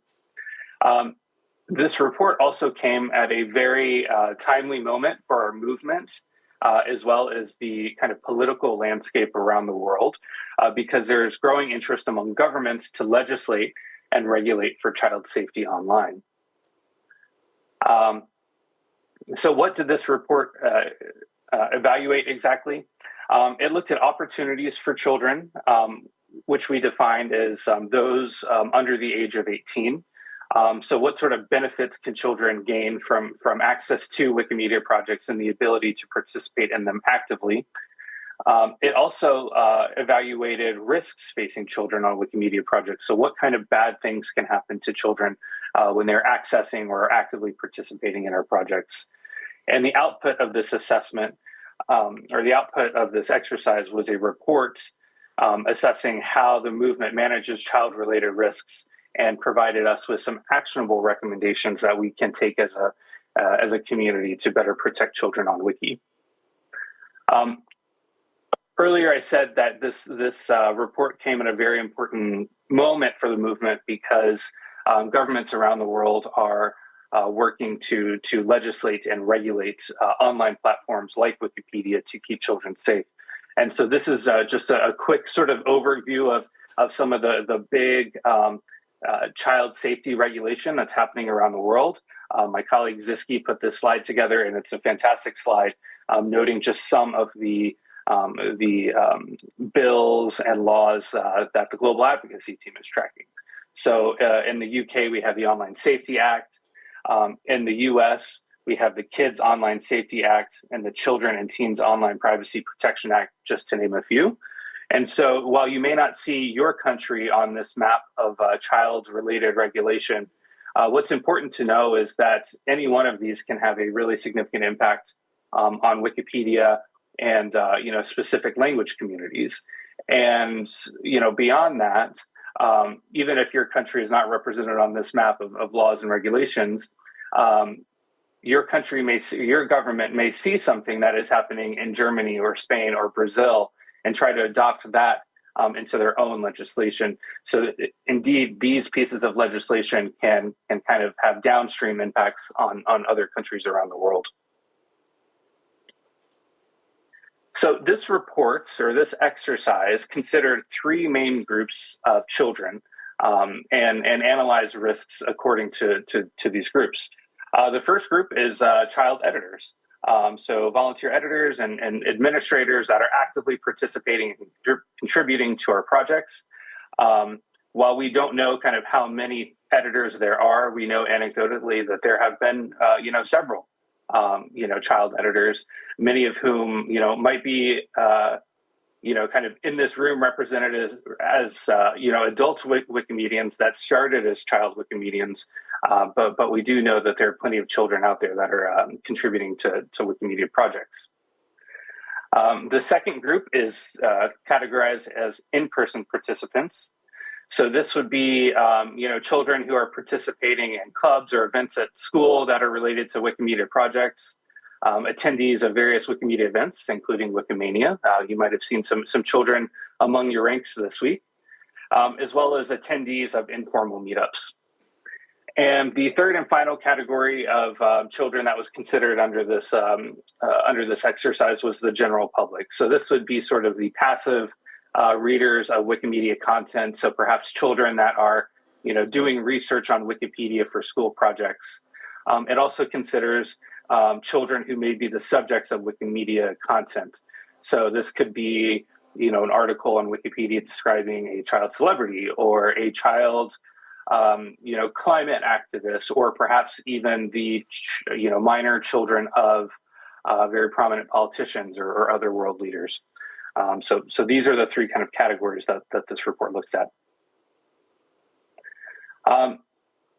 I wanted to talk a little bit about what the benefits to children are for participating and having access to Wikimedia projects. This is not only about protecting children from the bad things, but making sure that we are protecting their access to the good things about Wikimedia projects. So sort of, at the center, kind of the nucleus of the benefits and opportunities that children stand to gain are freedom of expression, which is defined as the right to seek, receive, and impart information and ideas regardless of borders. Which I think is, it's a fundamental human right enshrined in the Universal Declaration of Human Rights, but I think it really speaks to sort of the core mission of Wikimedia projects. And that, of course, includes the right to access information. And of course, the ability to participate in our movement enables children to exercise their freedom of association, so to participate in groups. As you kind of move out from those core nucleus of rights that our projects help children to realize. They also have secondary and tertiary benefits as well. So kind of moving out, the secondary benefits could be right to education and development. So we all know in this room that children participating in Wikipedia or in other Wikimedia projects are often doing so to learn. And so we're helping them learn. We're helping with their mental development, as well as sort of their economic development later in life. We're also facilitating their rights to participate in the civic, cultural, social, and political lives, within their communities. So they can learn about civic issues. They can learn about their own culture or cultures around them. They can learn about issues impacting the society in which they live. And they can also start to learn about political issues facing their communities, political leaders, all of these aspects to living in a society. Wikimedia projects help them realize that right to participation. And then the kind of moving out even further, the tertiary benefits of access to Wikimedia projects and the ability to participate in our movement really include lifelong benefits to economic opportunities and self-esteem. So children that are participating actively in our projects as editors, they're learning important skills about writing and researching and how to cite their sources. They are learning how to operate sort of with, larger teams and how to demonstrate and develop leadership within a community. And it also, being able to, develop and improve upon these skills helps them to feel better about themselves. But it also gives them, a sense of meaning, that they are participating in something that serves, a greater good, and, working with a project that is bigger than themselves to help make the world a better place. So there are just, a number of ways that children benefit from Wikimedia projects. But of course, participating in our projects or accessing them is not without risk. And I want to be, very kind of candid. These risks are inherent to many online platforms. So I think it's fair to say that a child accessing any sort of online platform or service, can confront some sort of risks. So we should not be surprised to see these risks in this report. Some of these risks you would associate with anything online. But when we talk about risks and the bad things that can happen to children online, we often think about social media and the harms that can occur there. We'll see some of these same harms, being discussed in this report. But because, Wikipedia, our biggest project, is an encyclopedia, not a social media site that is, forcing ads on people, including children, or collecting and selling their data. The risks are a very different nature and different scope and magnitude. I think just kind of among you in this room, I know you are all veteran, experienced Wikimedians, so I don't think that any of these risks are going to be a big surprise to you, because a lot of these also a lot of these risks can be manifested among adult Wikimedians too. So particularly, looking at harassment and bullying, I think it's fair to say that this can happen to anyone on Wikimedia projects. But we also have to be realistic and know that harassment and bullying can have a much stronger impact on the mental well-being of children versus an adult. Children also run the risk of exposure to harmful content and misrepresentation of facts. So when we're talking harmful content, this can be things like pages about suicide methods or eating disorders. So things that are, maybe a little ugly or difficult to talk about, but not necessarily illegal, that we still, find from time to time on Wikimedia projects. And of course, misrepresentation of facts. So this is referring to mis and disinformation, which children can have a more difficult time distinguishing from reality. Children can also suffer from the infringement on the right to privacy. Sometimes children just don't know kind of what sort of information they should or should not put out online about themselves to protect their own privacy. So sometimes, usernames can give a little too much information, or their, user pages on Wiki can give a little bit too much information. That can allow, the bad guys out there to identify their actual identity and contact them in other ways. So that gets into the harmful contact and child exploitation, which can also include something we call CSAM, which is child sexual abuse material. So that could be, something like child pornography appearing, occasionally on projects like Wikimedia Commons. Of course, children can also, be harmed by the effects of discrimination and non-equity. Perhaps children on Wiki, their opinions are discounted, or their edits are discounted or reverted, at a higher rate when someone perceives that they are a child. And they just because they are minors, they are not able to participate in sort of the in-person gatherings where important decisions about the direction of our movement are held, which impacts the equitable participation of children in our movement. Children can also be harmed by the inaccessibility and inequity of internet access. So sometimes they do not have as regular access to computers or mobile devices as adults have, impacting their ability to access and participate in our projects. They can also be harmed by a lack of voice in our movement that is primarily run by adults, including the adults at Wikimania, the adults in ARBCom, the adults on the board, etc. So there's very little room for children to participate and share their own perspectives and needs, with the governing structures within our movement. And then inadequate access to remedy, that's just a fancy way of saying sometimes they don't know how to report when there are problems or ask for help or to seek assistance, because our projects can be a little convoluted, a little bit complex to navigate, using language that is geared for adults rather than language that is geared towards children. So it makes it harder for them to seek help and assistance when they encounter problems. So as I said earlier, we commissioned this report in 2023, and we published it in January 2024. And so this begs the question, what have we accomplished since receiving this report? The foundation has published a combating online child exploitation policy. Within that policy, we have provided easy to understand recommendations for children to use to protect themselves. So the language is actually very simple to help children understand how they can keep themselves online. The foundation has continued the development of the incident reporting system, which will be sort of a more universal, streamlined way for all users, including children, to report, incidents of inappropriate behavior or contact or just other things that could make children uncomfortable. We've begun including child rights consideration into recent reviews of grant applications. We've identified and documented activities and initiatives occurring within our communities and the foundation itself that work to both empower and protect children on Wiki.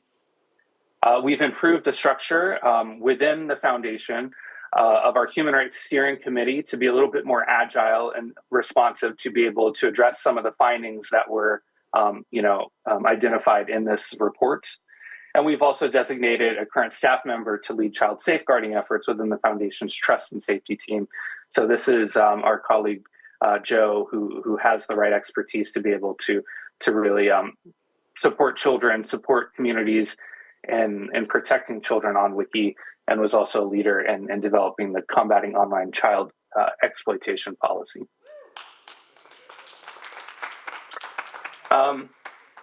Before we move on to reviewing and prioritizing recommendations, I'll open the floor just in case there are any quick questions or clarifications that anybody in the room would like to make.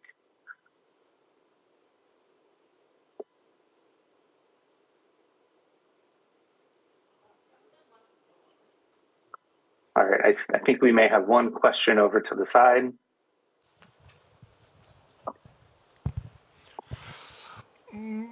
Yeah, one question, because it was currently not on the report, because in Germany we have the discussion if children are allowed to publish photos under full license in general, if they are generally allowed by law. So that was not in the report, the licensing question, if children are allowed to do this. Yeah, that is a great question. And I think that's a very kind of legalistic question. And I think that our colleagues that work at the Foundation's Legal Affairs Department would be able to give a more informed opinion on that. But you're right. Are children allowed, can children post photos of themselves on Commons?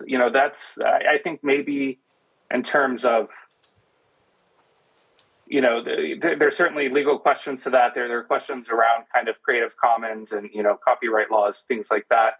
There are also, legal questions at the national level that change country to country. I think what this report is kind of looking at is how can the community help keep children safe?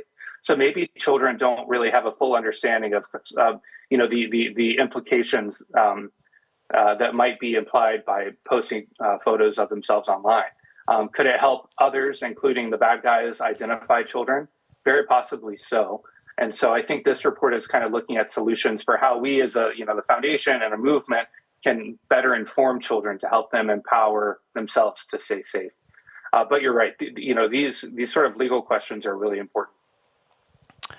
Hi, my name is Peter. I'm a member of the Polish community, and I have some follow-up to the former question, because it's not only pictures on Wikimedia Commons; it's actually editing Wikipedia.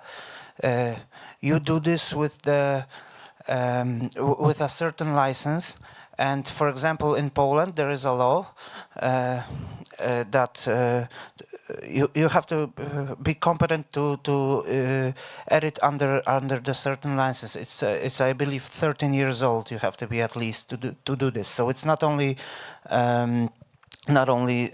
uploading the media on Commons, but it's also actually editing Wikipedia. That's the issue as well. Thank you. Yeah, that is an important issue, and it shows. It really demonstrates sort of the complexities of how national law interacts with how the Wikimedia model works. Right now, we have no way of knowing which editors are over 13 or under 13 years of age. We have no way of knowing which editors are adults legally or not adults legally, so over the age of 18 in many contexts, because we don't collect data on users like that.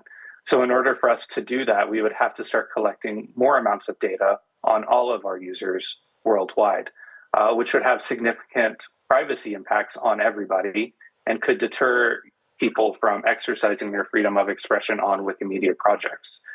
So all of this to say, these are really complex questions that, you know, the foundation and the communities need to talk about together, because ultimately finding a path forward, that's not for the foundation to dictate from above how things are going to be, but rather complex issues that that our volunteer communities need to work out among themselves and figure out a path forward with the support of the foundation, when needed, looking at providing legal advice and things like that.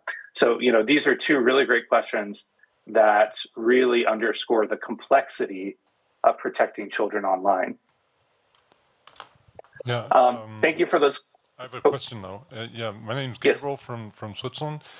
So that means that the foundation is, you have like an age limit of 13 for Wikipedia, and we're not talking about what we do to protect children like 11, 12-year-old editors or so on Wikipedia. Is that correct? I'm not aware of any age limit on Wikipedia, from the foundation's perspective. Again, because we don't collect data on users, we have no way of knowing the age on anybody that uses, our sites to either just read content or, receive content or to actively contribute or edit content. We don't know. Finding out that sort of information would mean a wholesale change of how the Wikimedia model works. We'd have to collect more data on everybody that uses our projects, and that's not a decision that one can take lightly. So I really think that this work is more about building awareness among Wikimedians, building awareness among parents and children and the broader public, and doing what we can do within sort of the current scope of the Wikimedia model to keep children safe. And a lot of this has to do, I think, with sort of awareness, informing children about the risks and how they can protect themselves, and coming up with structures within the foundation to help keep, within our projects and the movement and the foundation to keep children safe. So again, incredibly complex topic that, can't be solved in one day, and will likely take many, many years to sort of address comprehensively. Hey, Ricky. Yes. Did you have something else you wanted to say? Or okay, is it okay if I clarify something just real quick? Please, if you don't mind, just in response. I'm sorry, I didn't catch your name. Yeah, Gabriel. I'm Rebecca McKinnon. I work with Ricky. I lead the global advocacy team. As Ricky said, we do not collect information about the age of editors or of users. Some editors choose to identify various traits of themselves. Many editors do not choose to share various traits of themselves. So, for example, we don't even know how many users we have. We don't even know how many people visit the projects as audiences. When we had to provide data to the European Commission about how many users in Europe, access the projects, we couldn't even give a solid number of how many people. We only know how many unique devices connect to the projects, let alone the age of the people who are using those unique devices. And then we use a formula to average out, approximately X number of people in Europe are connecting to the projects. Now, in the United Kingdom, there's actually a law that now says that internet platforms should verify the ages of users. Now, the regulator has yet to specify the scope of that law, so we don't know if the regulator is going to decide that Wikipedia is in or out of scope of that requirement. We are arguing we should be out of scope of that requirement because if we are forced to collect information about the personal traits, if you have to find out the age of your users, there's a lot of other data you have to collect about an individual even to know that they're an individual. We have pledged to our community we will not collect that kind of personally identifying information, which then exposes our communities not only to government demands, right, and government surveillance, but also a range of crimes that people are not, and threats that people are shielded from when we do not have their data. So it is our position that we will not age verify the projects. That is inconsistent with the purpose and values of the projects. That being said, the reason why we commissioned this child rights impact assessment is that we recognize, of course we know that there are some children on the projects. We don't know how many. And we recognize that we have responsibilities towards children, even if we don't know exactly who they are, which is why Ricky has led this exercise and is leading the effort to have dialogue with the volunteer communities so that within the context of our commitments and values around privacy and freedom of expression, we can do everything reasonable to keep young people safe. So I hope that clarifies. Just for clarity of what your second half of the question, thanks. Just for the second half of your conversation, and I have no official thing, but I think, yes, there are laws, both in the US and different things for 13 and up, or there are barriers placed at different levels, but we should 100% be thinking about this at all levels of how to deal with 16-year-olds and 13-year-olds and 10-year-olds and 7-year-olds who have found a phone somehow. I just want to make sure that, that part, I think you're right, we do have to talk about all of those, because it's some pieces. Sorry, Ricky. Nope. These are all great conversations to have, and I wish I could be in the room having them with you all. I'm going to go ahead and move us on to the next session, or the next section of this presentation, which is to review and prioritize recommendations. So our Child Rights Impact Assessment provided the foundation with a couple dozen recommendations for our movement and our organization to consider implementing to better protect children. These 9 represent a sub-selection of those recommendations that I took out and chose because I think that they're sort of the recommendations that require the most discussion with the volunteer community and with affiliates to evaluate how feasible they are for our movement and how impactful they may be.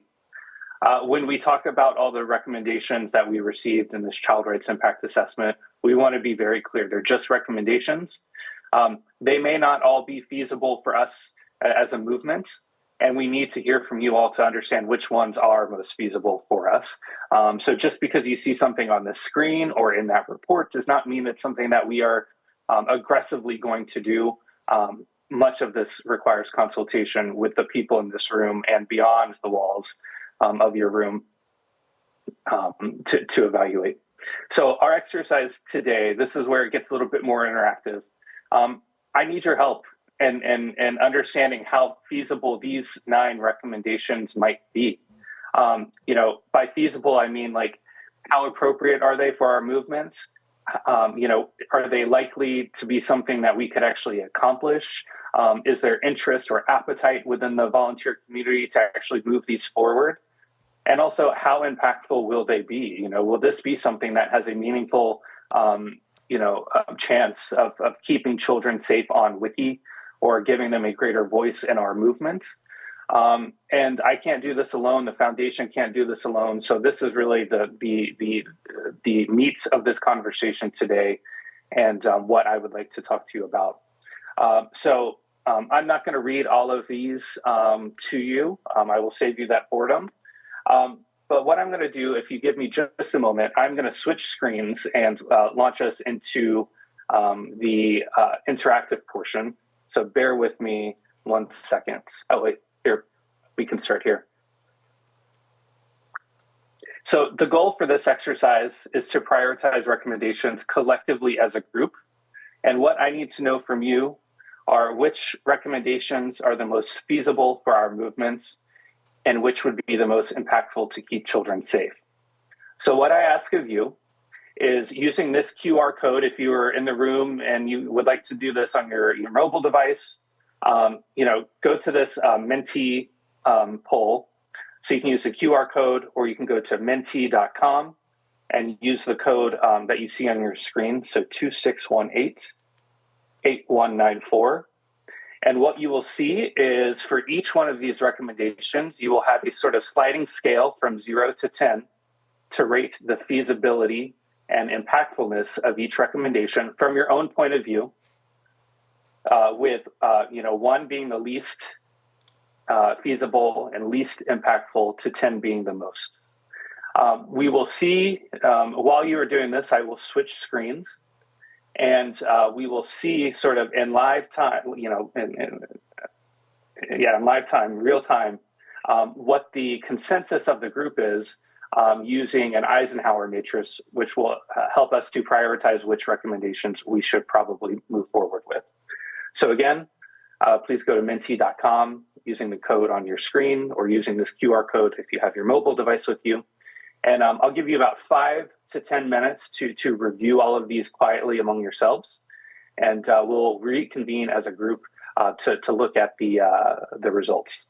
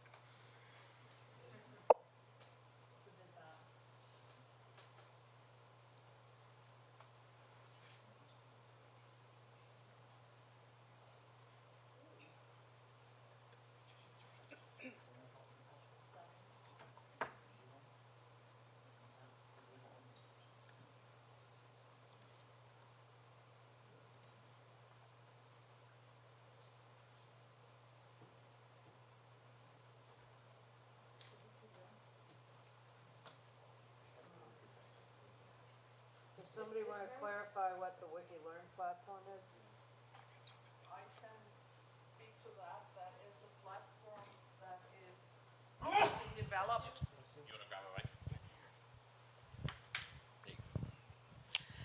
That is a platform that is developed on the basis of Moodle, basically, where all kind of learning courses that are useful for Wikipedians are hosted in several languages. At the moment, it's already some human rights stuff on there, but there could be a lot more. So the content can be developed either by volunteers or by Wikimedia Foundation staff, and everyone basically can bring content, trainings, online trainings to that platform.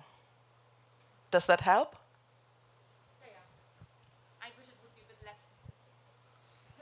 That was just describing what WikiLearn is for Ricky's benefit.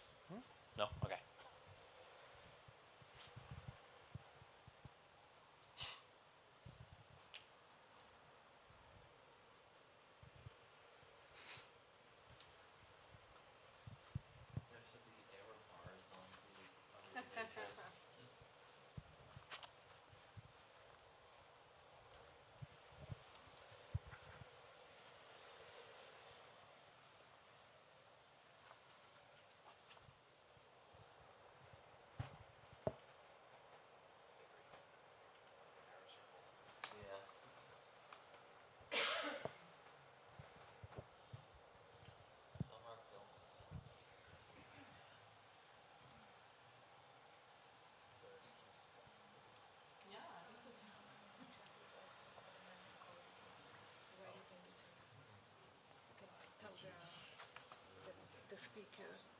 Thank you. Trzeba mu powiedzieć, żeby z czatu tam, z czatu.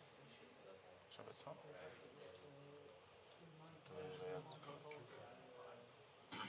Nie rozumiem, co mam zrobić. Trzeba mu coś powiedzieć, żeby z czatu jeszcze raz QR-kodem, żeby ci mogli też...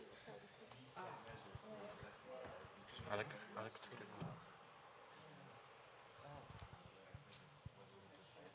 Yeah, someone in the chat is asking for the Menti code again. To set the code again. Yeah, sure. It's right at the top of the screen. Well, it has to be enlarged because it's basically...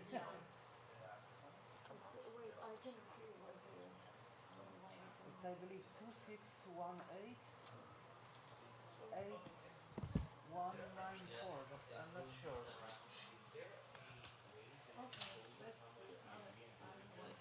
I hear asking for the code for this page.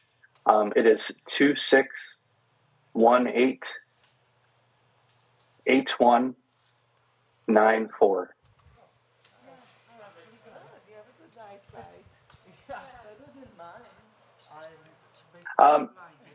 Let's see. We've got 22 people in here that are contributing, which is fantastic, and I really appreciate everybody going through this. Some of you may still be going through each of the recommendations and evaluating them using this polling method, but I'm going to go ahead and kind of move us along to discuss the results and then move us into the next section, which I hope you'll find informative. So many of you have come across an Eisenhower matrix before, I'm sure, but it is a tool that I use to love to evaluate and prioritize options. So right now we have two axes. On the vertical side, we have the potential impact, and on the bottom horizontal side, we have the feasibility. So how suitable is something and easy to accomplish for our movement? So this gives us four quadrants. The top right quadrant, where many of these recommendations have landed, is the high potential impact and the high feasibility. So these are the things that would be great for us to do because they're very suitable for our movement and they have a high potential impact for keeping children safe on Wiki. Below that, we have things that are very feasible for our movements but are less impactful. And then if we move to the bottom left-hand corner, we have things that are neither feasible, neither impactful. So, perhaps they're not the right recommendations for us to focus on. And then in the upper left-hand side, we have things that are not very feasible, but potentially very impactful. So these are the things that would sort of be classified as like moonshots. Like, hey, let's give it a try. It may or may not work, but it could really be impactful to help keep children safe. But 23 of you have voted and evaluated all of these different recommendations. And I'm very surprised to see that most of them have landed in this upper right-hand quadrant of things that are very feasible and very potentially impactful, which is great to know that the consensus in the group is that these recommendations are things that could be achieved or accomplished or worked on by our movement and have the potential to really keep children safe on Wiki. We have recommendations 1 and 2 that are sort of borderline, on potential impact and feasibility as well. So I would like to use this to really focus the next area of conversation, which is to break up into small groups in the room to come up with community-led plans of action to address some of these recommendations. I would recommend that, I think there are probably, we could do 2 large groups or we could do 3 smaller groups in the room. I'll leave it to my colleague Ziski to kind of be the ringleader for this in-person exercise. But I would recommend that the groups focus on recommendations 4, 9, and 6. Let me write that down so I can switch. Well, I don't need to write that down. to go through the next exercise. So forgive me one more time, and I will switch screens. Ricky, while you're doing that, I think maybe Yes. we'll do 3 groups so we can have some really good discussions, and we can just split them up based on where people are sitting in the room. So we'll do sort of from Rebecca here to the left as one group, then we'll have a group of about 5 from the middle, and then everybody who's on the side. And I'll take, Rebecca, you can take this group on the left, I'll take the group in the middle, and Joe, you can help with the group that's going to be on the side. And Ricky, remind me, what are the numbers again? Recommendations 4, 9, and 6. So we'll do 4, 9, 6. I decide all.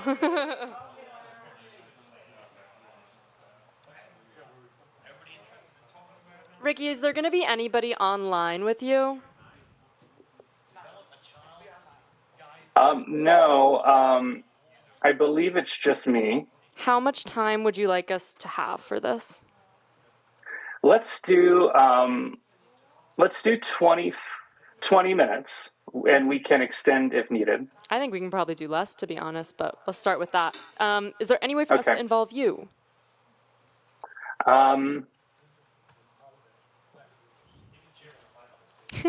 I don't know technically. I don't think so. Okay. We'll just slap you in. Siski, why don't you bring the microphone into whatever group you were in, and I will just listen in.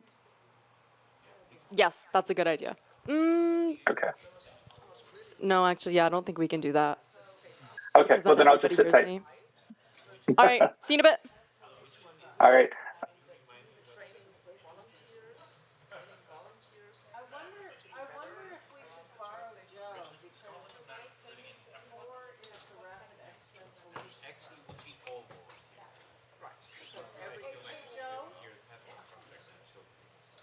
Joe?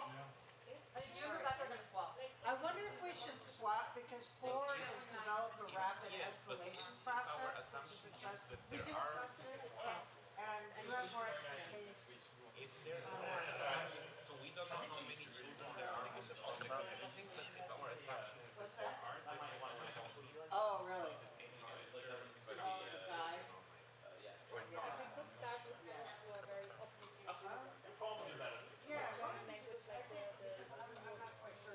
I think I have less sense of how one would go about it. Yes. We have editors that have more. Sorry guys. Getting Rebecca. She's great. There I also are dolphins and bones. But then again, like we see here, we have babies attending Wikimania. It's literal babies. And so we all editors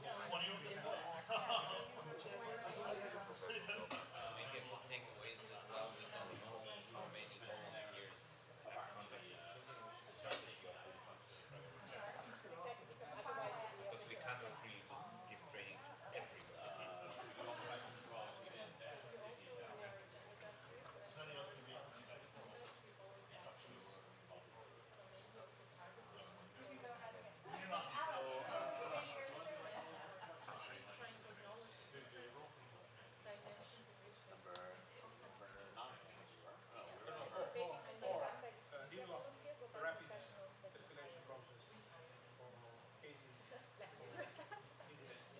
Yeah, but then also you need to know how to check for the safety. How do you do? And I think it's also very different. There are, chapters in North American groups where there is a lot of provided already, where it's also easy to get a safety. There are certain laws that already make sure that someone who's not babysitting has to check if you go to a Wrzucisz? Czego? Wrzucisz go? To jakoś tylko 2? Samego. Tak, samego zooma. Ja ci za chwilę zrobię.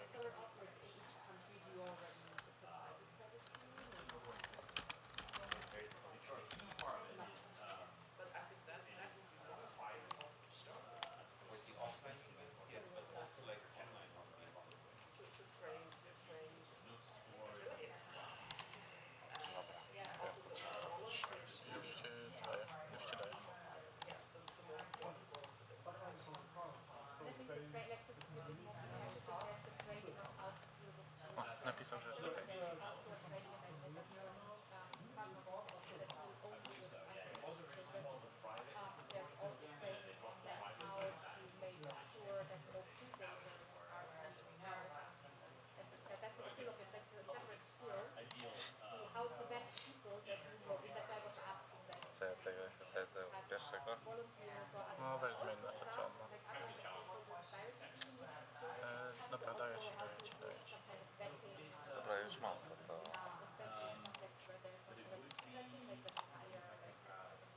Muszę proszę swojego ekranu.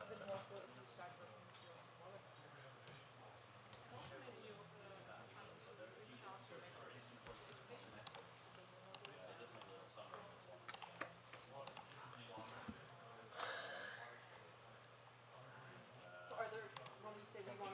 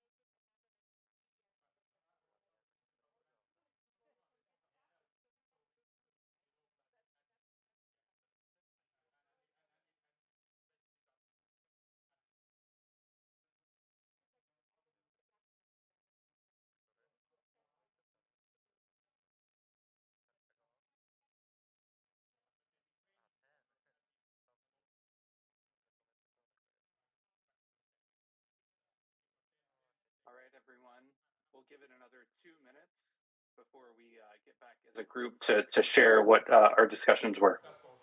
But I also think it's super something that running for the next 5 years at every Wikimania. That we have some difficult courses, and then also, to get to certain. Always the question is how to motivate the editors or the authors. That you really take certain positions that you have with journals. It would be very you can only be a steward all the time if you did the training. Just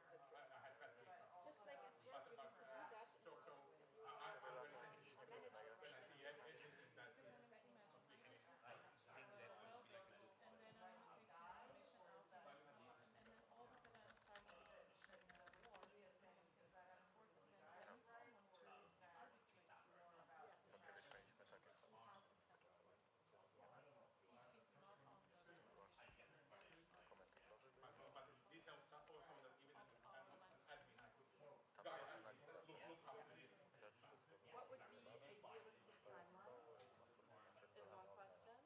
Another is how can we in this room make it happen? So I think time really depends on how but it is a several years timeline. It's not something that can be done. Yeah, I mean, next year's Wikimedia, there should already be at least one training. Well, I mean,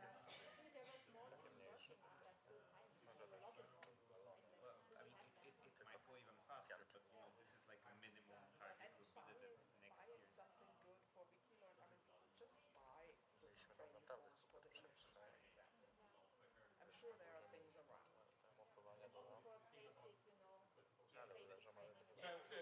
The thing is, we don't even know how to categorize the different types of trainings that we need because none of us is giving them. So basically, we need to speak to somebody, to an organization that has done this, and they'll tell us, look, we have this types of trainings, this types of training, and this types of training. Then we'll know. Different cultures and different languages. Yes, would it make sense if? I mean, the question is also right now for very legal purposes, the foundation has the lead on this, which is normal. But I also see that the foundation doesn't have. I mean, you have like one person who is now leading on this, and this. And Joe is doing some other things as well. Yeah, I mean that's not. I don't think Joe can do it. Like, what kind of resources does the foundation have? That's also the question. And would it make sense if the foundation teams up with a few affiliates, like in a working group? Like, I don't know. I don't want to presuppose anything, but just putting it out there, it might be. And it can also be, I think, that the resources are there. You can also get affiliates to work on it, but certainly not on like you need to come up and do the resources your own. Like no. And then we also have to acknowledge the annual plan for the foundation just started again this year.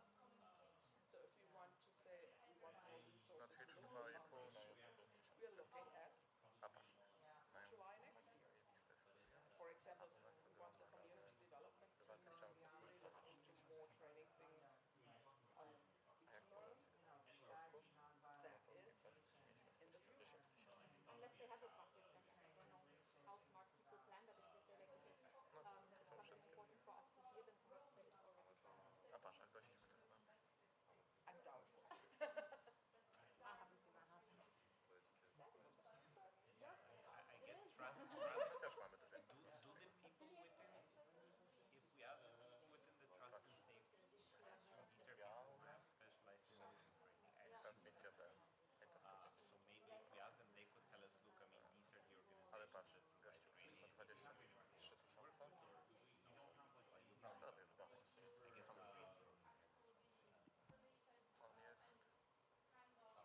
they could tell us, look, I mean, these are the organizations that provide training. I guess we'll brainstorm. What would be a realistic timeline? But I think it's really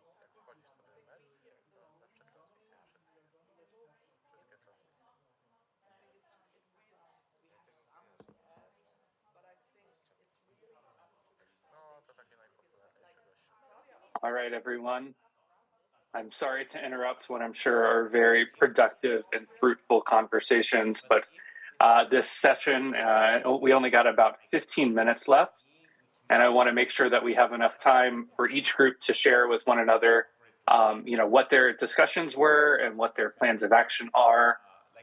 So what we can do is let's give each group 4 minutes to share with the rest of us what their discussion was, what their desired outcome is, who in the movement is ideally suited to lead on this, et cetera, et cetera.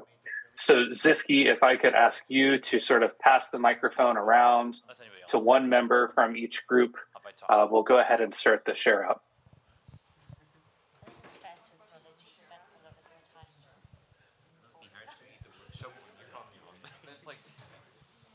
Can I give this microphone to somebody in the group? Oh, he's got one. Demi or Hello. you want it? Should we just take it now that I have a mic? Yes. Absolutely. All right. Hi, Ricky. Hi, everybody in the room. We had prompt number 4, which was it was something about the incident reporting system. I've looked it up multiple times now. Let me quickly grab it. Or you can grab it. Oh, thank you. Yeah, develop a rapid escalation process for cases or incidents involving children within the incident reporting system. So we spent quite a lot of time just talking more or less about what the incident reporting system is and will be, because it is currently in development by the Trust and Safety product team. Spoke a little bit about what kind of cases should be escalated through it, the sort of potential for abuse of those processes, how you can sort of tell an incident is affecting a child in some way is going to be quite difficult. Speaking about different kind of abuse that could be reported through there, what that might sort of look like, where that abuse should be routed. A lot of these questions Trust and Safety product are already thinking about. But we did speak a bit about how Trust and Safety already responds to these kinds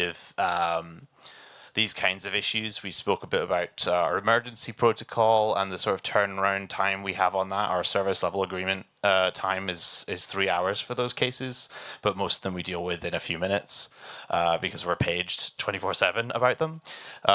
And we were thinking about that might not necessarily be the timeline you'd want to use for these kinds of cases, but I think it depends quite a lot on how what's sort of involved with those cases and whether or not they need to be seen by the foundation. And we did briefly speak about mental health resources for administrators as well, and especially when we're talking about the really harrowing stuff that can potentially involve children on the projects, and how we can sort of support the local communities with training or resources to sort of decompress after they've handled cases that involve children, because it can be quite difficult.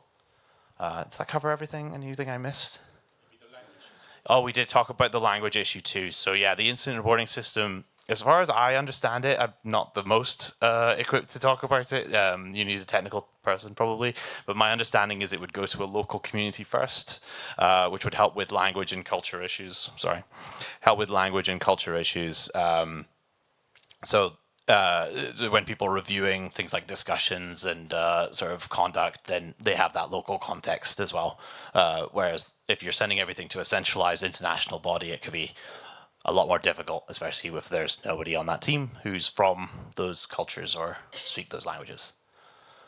Yeah, I think I'm getting nods from the rest of our sort of team, so I think that more or less covers it. So perhaps I'll present what we talked about. So our topic was to talk about trainings for volunteers on the issue of child safety.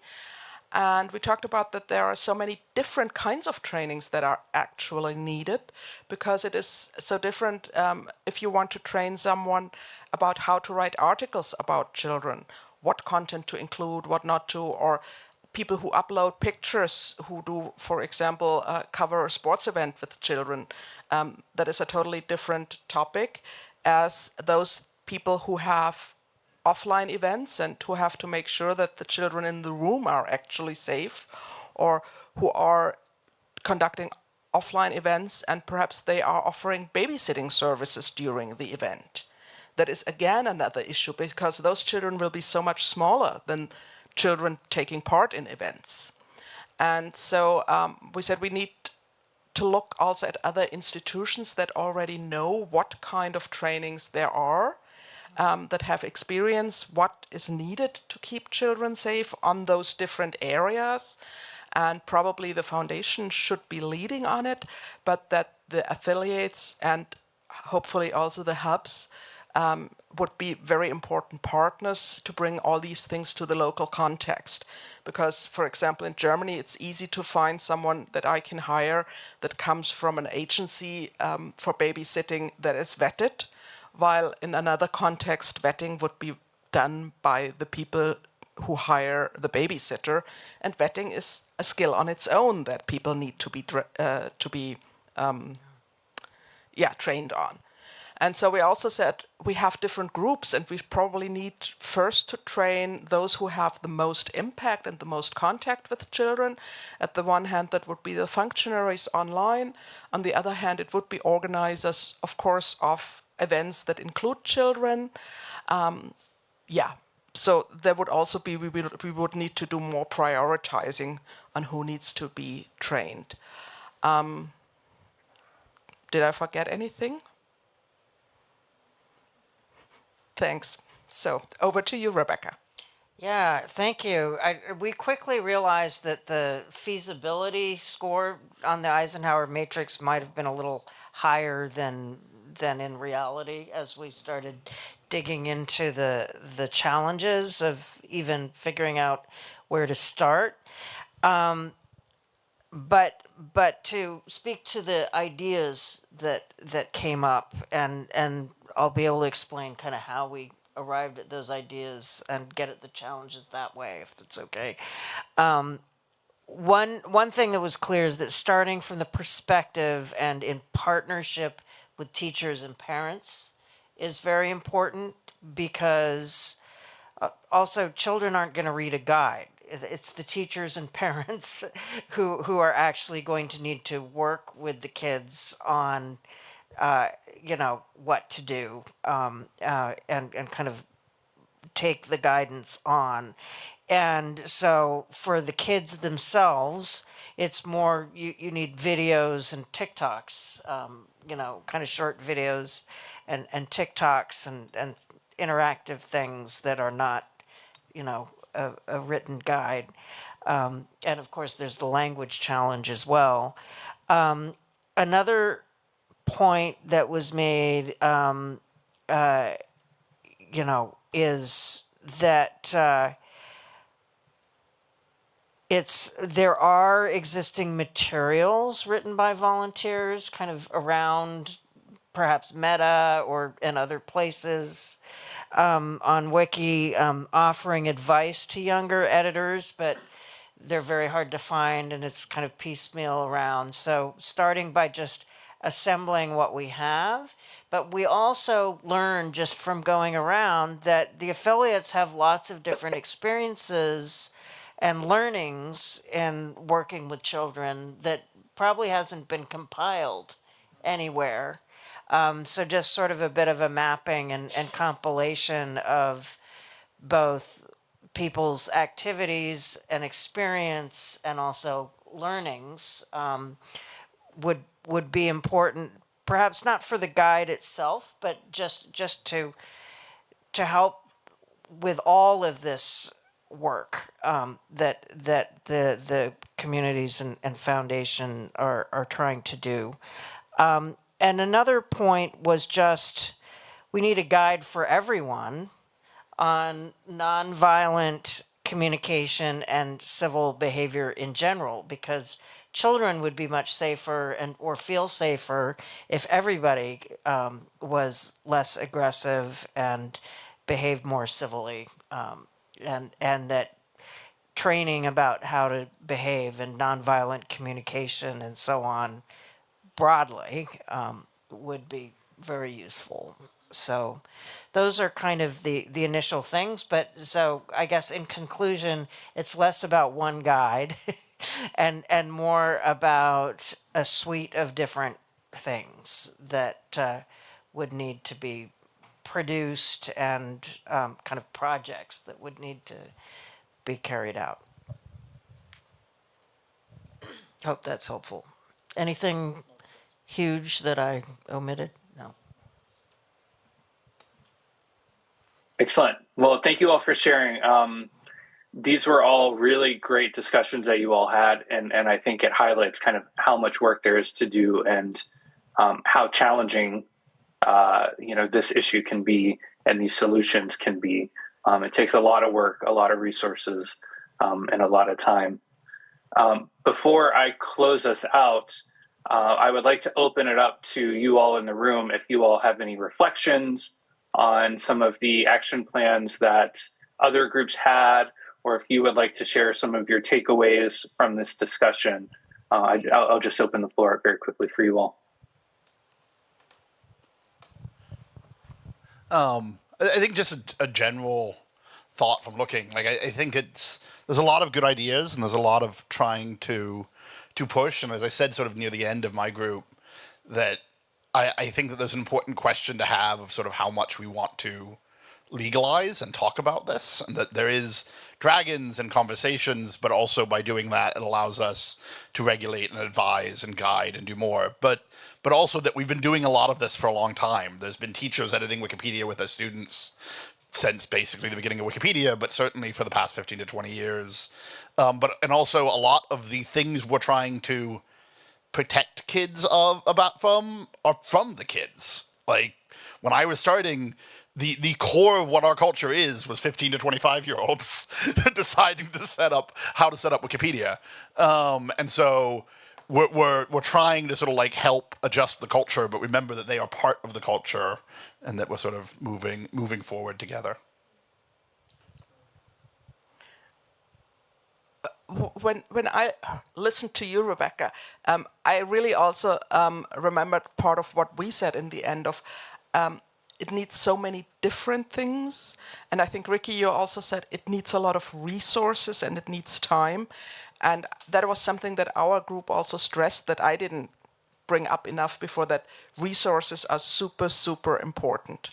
And that one Joe who is also doing other work, one Joe is always wonderful. Everyone should have one Joe, but one Joe is not enough. And so I think the foundation, if it wants to do something, really needs to invest. And I think also the complexity of how different the situation is in African countries, in South Asian countries, in North America, in Latin America, in Europe, even within Europe. Claudia brought that up, that the difference between the regulations in Germany and in Austria already are making it difficult to do something for the German language Wikipedia. And so, yeah, it's a huge thing, but I think we've been doing it for a long time and we shouldn't stop doing it, and we should push for more resources to do this well.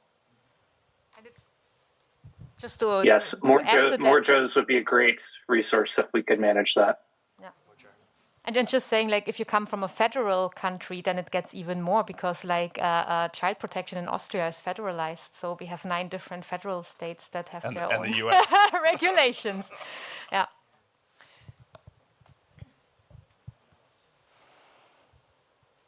Anybody else want the mic? Oh. I'll just say thank you to Crystal. Well, this concludes our workshop today. I want to thank you all for joining. I know it's later on day 4 after lunch. You're probably ready for a nap or maybe a drink at this point. But thank you for joining us to talk about this really important topic, and for sharing with us your ideas about how the foundation and the community can both work to protect children on Wiki. I really want to emphasize that protecting children on Wiki is all of our responsibilities, whether we are volunteers, we represent affiliates, or we work at the foundation. And I really encourage all of you to take on any efforts that we discussed today, or that came to mind, or somebody else thought about, to keep children safe on our projects. And share that with others, invite others. I think our community is a great way where we can, try out different approaches and pilot them and find out what works and what doesn't work, and then scale up the solutions that prove to be really promising. And I really want you all to know that anyone can be a leader in this area. You don't need a title. You don't need a role in an organization. Any volunteer can lead in our community, which I think is one of the magic things that makes it great. So please stay in touch. We would love to continue to work with you in this area. Please feel free to email globaladvocacy@wikimedia.org to join our mailing list. And I'll also share any follow-up resources that come from this group, including sort of a summary of all of your conversations, so you all can have that with you after Wikimania. So thank you very much. Enjoy the rest of your time in Poland, and please, somebody eat lots of pierogies for me. Oh yeah, we've been doing it. Good. All right. Thanks, everyone. Thanks, Ricky. Thanks, Ricky. And thanks to the production team. Everything went smoothly. Woo!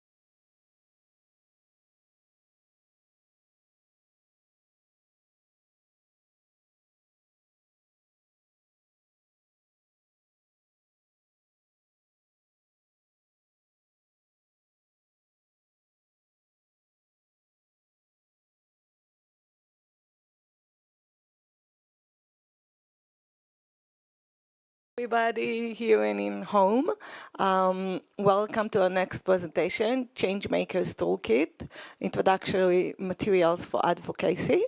We have here Daria, Richard, and we have 3 people. Oh, okay. Okay, 2 people. Okay, great. You may begin. We have 39 minutes. Thank you. Welcome. The last session slot of Wikimania. I hope you can still absorb the information we will share here. This is a part introduction to the introductory materials. We'll present what we have to offer you, but also there'll be a bit of a test run chance to engage with the materials themselves. It will be just a small section of what we've produced, so to experience the full toolkit, you're welcome to follow the QR code. It will bring you to the actual full toolkit that we've been working on. So I'm Daria Cybulska, with me Richard Naval. We both work at Wikimedia UK, where we both work within programs. We do partnerships, advocacy, collaborations with external organizations, and with that, a lot of change making, actually. And this is not doing anything. Okay, us. Super. So this Changemaker toolkit, it's a set of materials for people who do advocacy and engage with change makings in some way. The thinking for this project was a realization that every Wikimedian actually, in some ways, is a change maker, is an advocate that is trying to shift something, whether it's somebody who talks about copyright change, tries to change how an organization is, like an external organization is thinking about their content or behavior, or even how individuals are thinking about open knowledge and Wikipedia. It's all in some way change making. It's advocating for change, systems shifting. So, but when we look at how, as a movement, we think about advocacy, it's fairly specialized. It's sort of on high level of like policy change, and it's not really so much addressing the need of somebody who wants to simply shift something in an organization or in a community that they're working with. So that's why we thought that creating something like this to make everybody here realize that there are change makers and give them some introductory materials to help with that activity would be actually really helpful. There is an organization in the UK that's actually really experienced in thinking about supporting change makers and advocates. They're called Sheila McKechnie Foundation, and they've actually for years and years have been creating the sort of materials to help people who already are doing advocacy do it better, maybe in a more systematic way, more informed, more structured way of thinking about the stuff that they already are doing. And I think this actually applies to all of us here. So they were able to work on, develop further, and release the sort of materials that they already have. We've actually wikified them in terms of context and applicability, but essentially this is a lot of their thinking, and the project was funded by Wikimedia Foundation. This is the intro, and I'll hand over to Richard to actually talk you through the content, and at the end we'll have a chance to actually engage with one of the tools in the toolkit. All right, thank you very much. So in this part, I'll be going over what the toolkit actually covers. So, as Daria said, it's a free training resource, and it's aimed at people who bring about change within their organization or communities.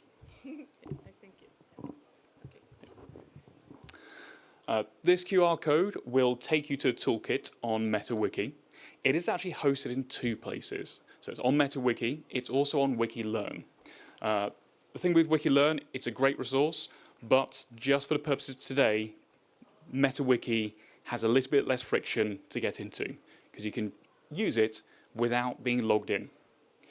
So do take a moment to take a photo of that QR code, either for now or later.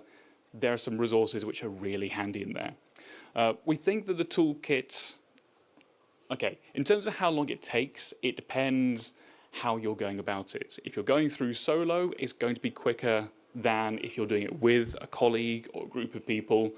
But we've found as well that that kind of collaboration, that working on it together, brings in different perspectives and ideas, and you get more out of it. The flip side is it will take longer. So we recommend that each module might take an hour or two, but at the same time, you might end up speedrunning it. But we do think that taking the time is really helpful with this. And if you do the wiki version, you get to give yourself a lovely barn star at the end of each module to show that you've been engaging with this kind of area.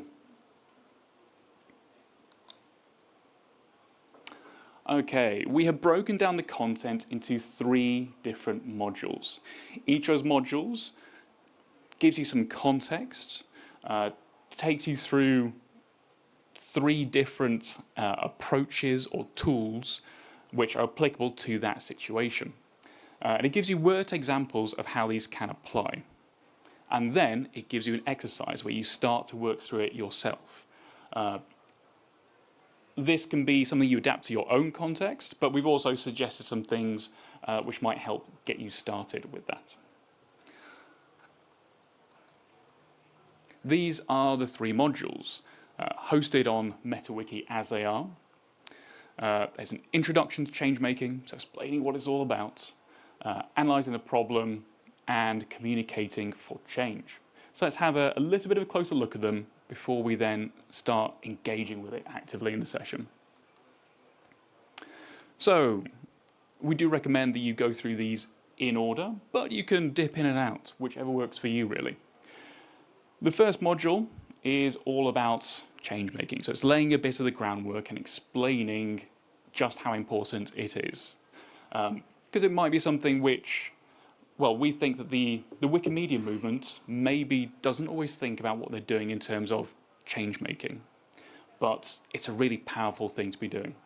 So in a sense, the ideas of advocacy and campaigning, they're not words you will find in the mouths of many Wikipedians because of how it might interact with neutral point of view. But there's a lot of advocacy and campaigning to be done within organisations and with organisations and around the legal culture of particular countries. So for us at Wikimedia UK, we advocate for organisations to change their licensing. We're also working on legal frameworks and trying to make sure our viewpoint is heard when there are issues around copyright and openness. So it covers how change comes about, what are the drivers of change, and especially what people are involved with that. And it's also looking at analysing what your potential allies are and who your potential opponents are as well. If you're bringing about change, you need to bring people with you, but there may be some people who don't want that change to go through. And so it helps you think about who those people are, what motivates them, and how you approach that. And it's a very useful way of thinking about how to direct your resources. One of your most important resources, of course, being your own time and energy. And speaking of that, it outlines some useful ways of working. So it reminds us that the people who are most vocally opposed to the change we want to bring about might not be people we can win over. So we might want to concentrate on people who are more open-minded. But we do still want to win people over. Module number 2 helps you look at a particular problem, a particular situation, and start making progress towards resolving that problem. It helps you work out what those methods are, and importantly, finding ways that people can help you bring about change. A lot of wiki stuff wiki campaigning can be quite a solo effort. So one of the important things is to remember that the more people you involve, the more capacity there is. It's quite straightforward, of course, but it means that we need to recognize not just when we need more capacity, but when people are out there and we can help them out. And it talks about some planning tools as well. So module number 3 is about communication. So there are loads of resources about communication, but this is specifically for change making. And it helps you work out what groups you want to be talking to and how you frame your messages and how to make it, for want of a better word, impactful. Make it resonate with people. I think in the Wikimedia movement, we're very good at particularly focusing on, say, the facts of a situation, trying to back things up with data. Other groups are very good at bringing through the emotion with a campaign. And it's really important to make sure that those are always there, both of those, so that we're speaking to wide groups and wide audiences with our messaging. Okay, so let's take a look at one of the tools that's covered in the toolkit. This is from the very first module, and it's called the Social Change Grid. This was developed by Sheila McKechnie, so drawing on all their experience with change making and campaigning. And they've been working out this social change grid. And it gives you 2 axes. So one is formal and informal groups, and the other one is societal and individual groups and action. And it's a really useful way to think about particular activities within that. What groups can you be working with? It's useful to think of a previous campaign you've maybe been involved with and are familiar with, and look at where the different groups fit within the grid and see what gaps appear. In the process of being involved with this, I realised that I had been involved in change-making activities. So that was very interesting to think about it in that way. And as I started going through it, I realised that in some of the stuff we've been doing, some of the campaigns we've been working on, there are particular gaps. And ideally, we want to have as good a coverage in this grid as possible. Make sure that you're speaking to different groups. Because it also reflects the structures of power. So towards the formal and societal end of the spectrum, we've actually got the corner, which is institutional. Top right, we've got public. Bottom left, we have personal. And top left, we have community. So different kind of groups. And it may not always be possible to reach all 4 corners, all 4 sectors. But the better coverage we have, the more we can bring about change. Because the community and the personal can be used to influence the institutional, for example. So let's have a look at some of the ways this grid might be populated in general terms.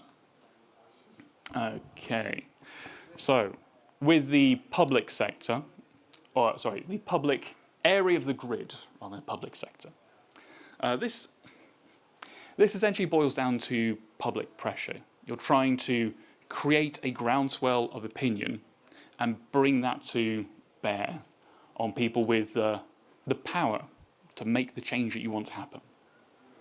And so that's looking at stuff like interacting with mass media, social movements, strikes as well. That some of these may not be applicable directly to Wikimedia, but it's really useful to think about what kind of options there are.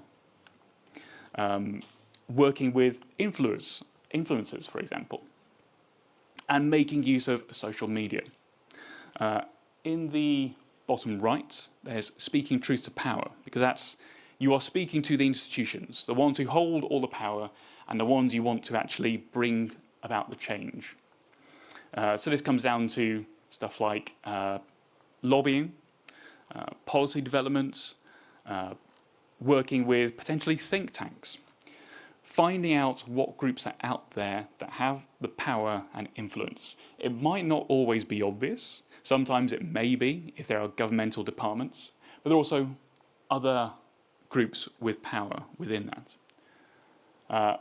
In the top left, we have collective interest. This is where we're tapping into the community, but in an informal setting. So this is where we've got local activist groups,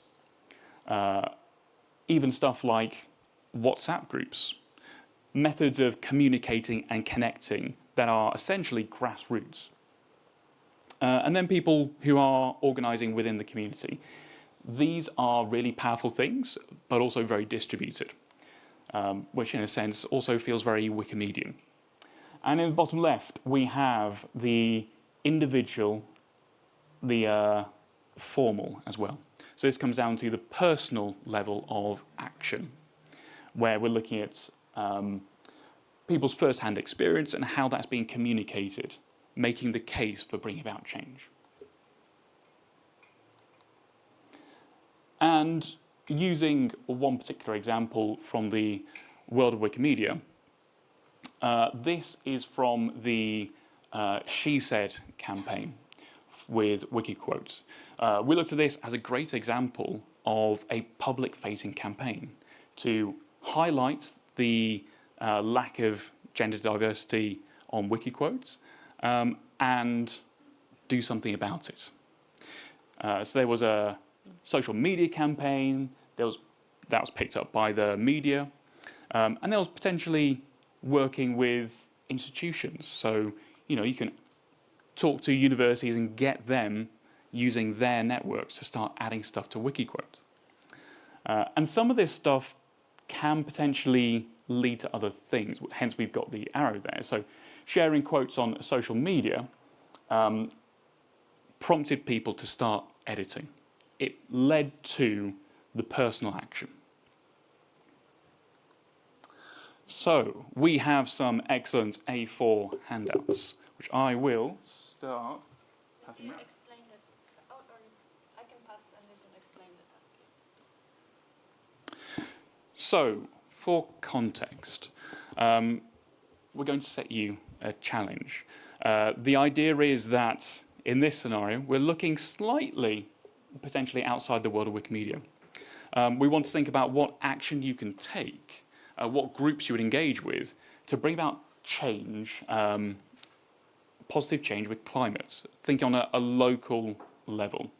So, for example, you want to encourage your council, your local government to adopt green policies. That can be to do with traffic calming, waste disposal, and energy efficiency. So that's what we're going to look at as an example. Essentially, environments in the local area to you. And we want to think about what groups, what kind of personal and institutional activity you could be doing with that. When working out what the example would be, I was initially wondering, is environment a little bit too removed from Wikimedia? But I've been struck by how much discussion there has been of climate and environment at this Wikimania. And it's rather a pressing concern. And in the world of Wikimedia, we are in a position where we can share information. So I think it does work rather well. I would recommend working in pairs and having a conversation with the person next to you and talking about what groups you would be looking to work with. Maybe not necessarily just work with, but bring pressure on. Who are the people with power in the bottom right that you want to either encourage to do a thing or perhaps even partner with if you can convince them? So we want to hit all of these areas if we can. If we can't, that's worth noting as well, because that might be an area where someone else can help out. We did have pens. They were helpfully tidied away. So I'm very sorry about that. I hope you have your own writing devices. We've got 20 minutes left in the session. Should we give it 10? Okay. So we'll give you about 10 minutes to have a go with the blank sheets. We're walking around, and if you've got questions, do give us a shout. And maybe one last thing about the grid from like the experience of Sheila Makechny, like the change, I'm sure most of you know, it's quite messy. So, you know, on the second slide, there is like kind of a neat movement, but normally how it happens, and I think on our resources there is like an example of like a real change that has happened, and it's all kind of different things influencing each other, like everything's kind of connected. So it's about kind of looking at the system and the messiness of shifting things. But like Richard said, I think starting with like jotting some of the things down on the grid is a good starting point of reflection. Yeah.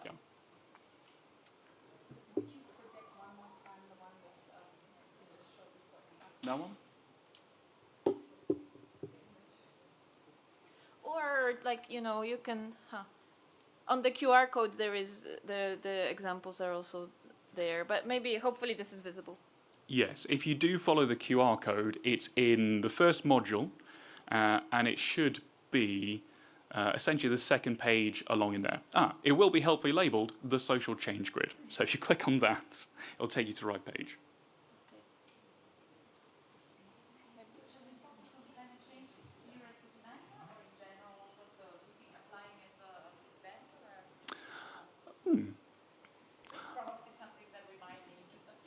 So I would say if an idea takes you, by all means, pursue that. Follow the interest. I was thinking climate change in your local area, as in like the way you live, but right now local is Wikimania. So why not apply it to that situation?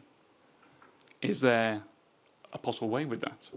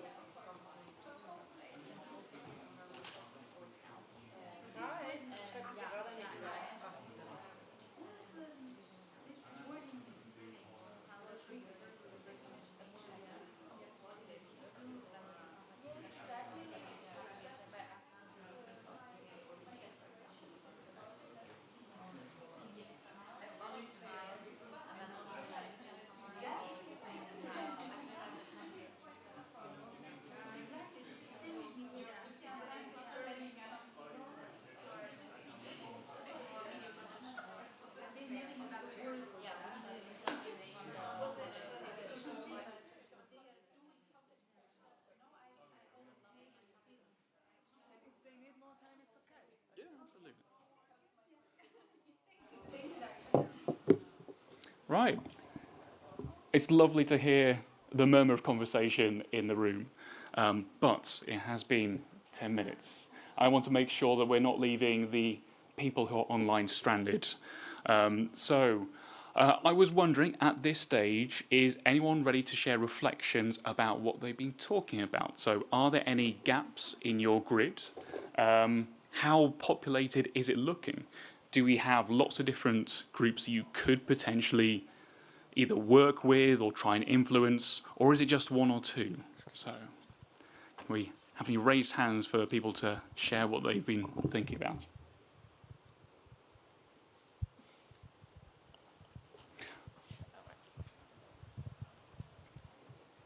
Thank you. I used Yolanda's idea about making Wikimania more sustainable. I thought that was a really fun case study. And I did not come up with a lot of actors for the public pressure, sort of top right corner. But I do think it's a really fun case study because there's so many different like micro campaigns that you could run to influence people. And as we know in this movement, there's some people who on particular topics are very passionate and really well regarded. And so you can sort of prep them up as influencers. Yeah. So I did end up with a lot in the bottom left column for personal individuals to work with. Of course, there's specific project groups or mailing lists that you could target.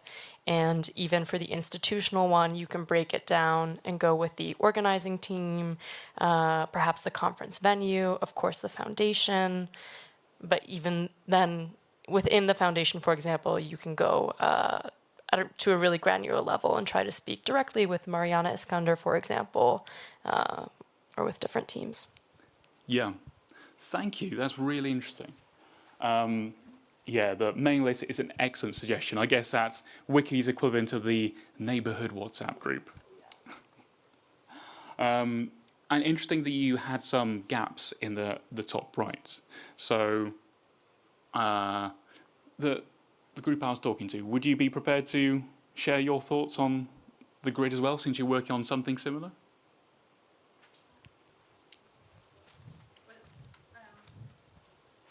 Thank you.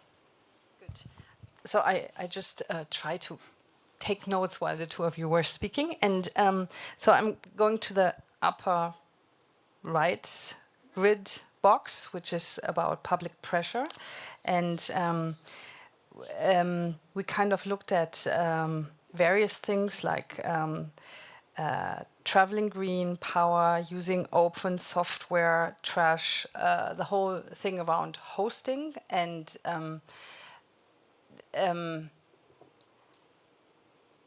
I kind of put that in there, and I'm kind of thinking out aloud, why did I put that up to the left into a public thing? Yeah, maybe you can help me a bit. Yeah. It's one of those things where it can float a bit. So something can start as being quite individual.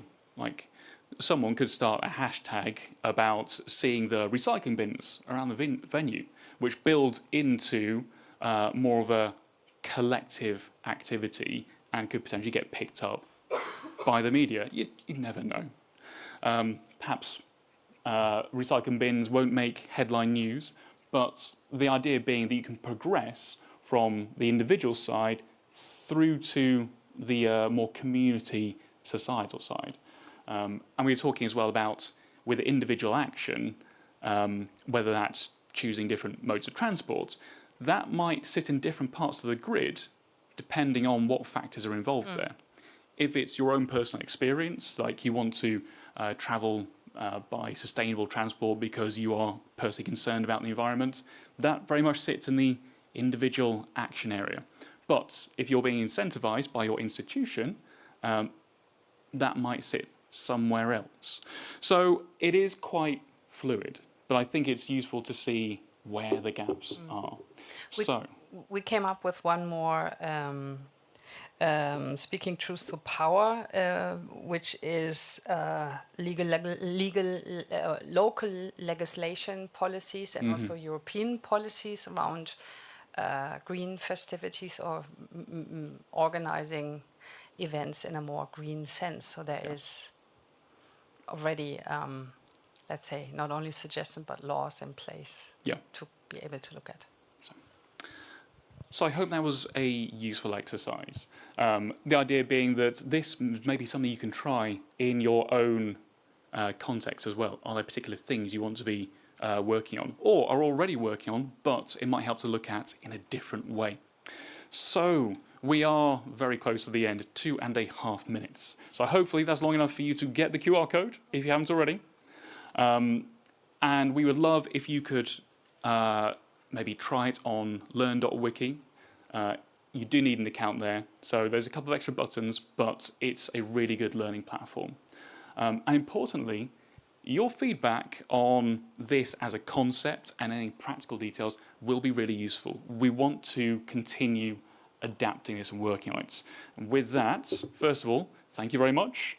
And finally, do you have any questions or feedback on the toolkit?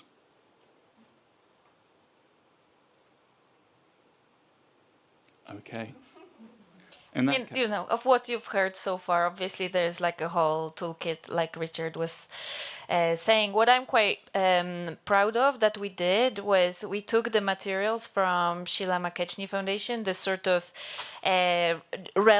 general agnostic tools for change making, and the whole toolkit consists of the sort of tools we've just tried, and socialize them in a Wikimedia context. So we chose some of kind of well-known campaigns or approaches like the blackout, probably some like changes in the organizations, and shown how our activities in the Wikimedia world actually map to the world of campaigning and change making. So I think it's quite beautiful to see how our work actually is in dialogue with the field of change making in general. So I hope you enjoy the examples as well in the toolkit. Yeah, and thank you very much to Sheila McKechnie for sharing their valuable knowledge and insight in this area, and Lucy Moore, who I realise I didn't mention before, but she was very helpful in adapting this content as well. So we hope you find this useful. Thank you.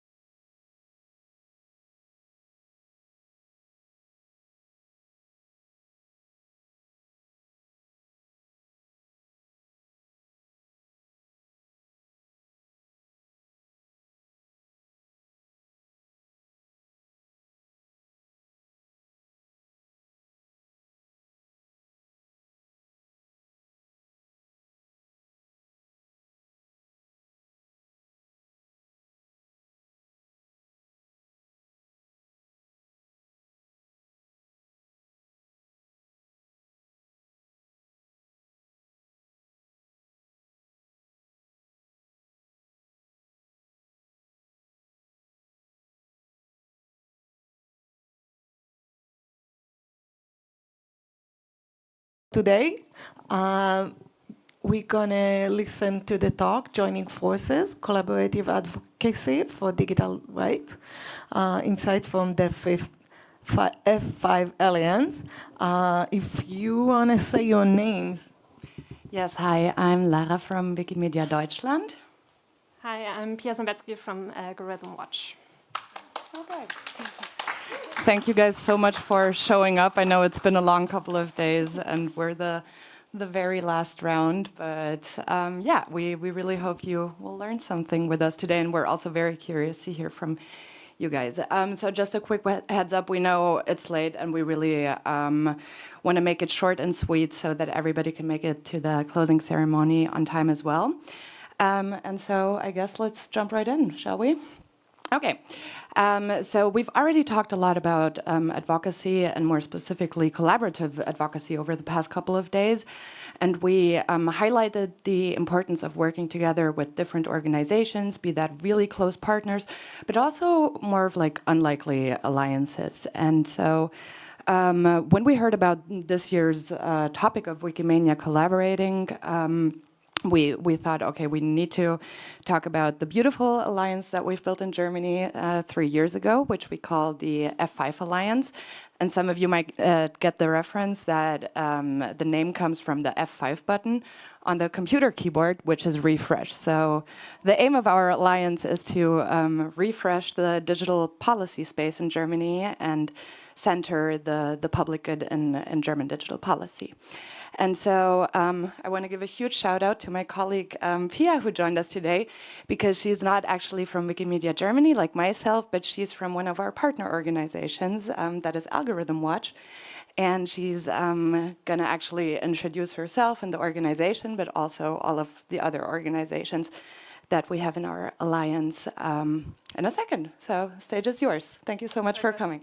Yeah, thanks for having me and for being so nice to somewhat of an outsider at the Wikimania, but I had a great time so far. And yeah, we start off always with Algorithm Watch because we sort the names of the organizations in order of the alphabet usually to prevent struggles when it comes to hierarchies. So that's the first lesson right here, how to have a functioning alliance, have it fair and equal. And Algorithm Watch, probably most of you don't know us. We are a Berlin-based NGO. We also have a sister organization in Switzerland that's based in Zurich. So we're kind of expanding also, yeah, thanks to the AI hype, to be honest. We were right there when it all happened a few years earlier. So we're talking about AI regulation mostly, and we also do advocacy campaigns, trying to involve the public in this discussion on AI and how it impacts our society, and we contribute a lot to that debate with journalistic research as well, and just try to accompany the process of finding good ways to regulate AI. So that's Algorithm Watch in a nutshell. Let me know if you want to know more about us later on. But for now, we continue with our second organization. It's the Gesellschaft für Freiheitsrechte, which roughly translates to Society for Civil Rights. They have a bit of a broader work area, so they are in essence a strategic litigation organization. So they try to improve access to civil rights in Germany mostly, but they also ventured out to more like European cases where people contacted them, for example, in the case of sensitive user information being used on LinkedIn, for example. So they just won kind of a case with their Center for User Rights that they only founded last year. And they defend civil liberties, as it says here, to promote democracy and civil society interests. Also have a strong focus on surveillance practices, try to, for example, get the state out of mobile phones of migrants that the state asked them to hand over, like those kinds of practices. They really have a strong look into and have really great successes in defending civil liberties in Germany. Next one is the Open Knowledge Foundation Germany. I think many of you know about Open Knowledge Foundation in general. We collaborate in this alliance with the German chapter. I think you probably know much about them already. Open knowledge, very much in line with Wikimedia's mission as well.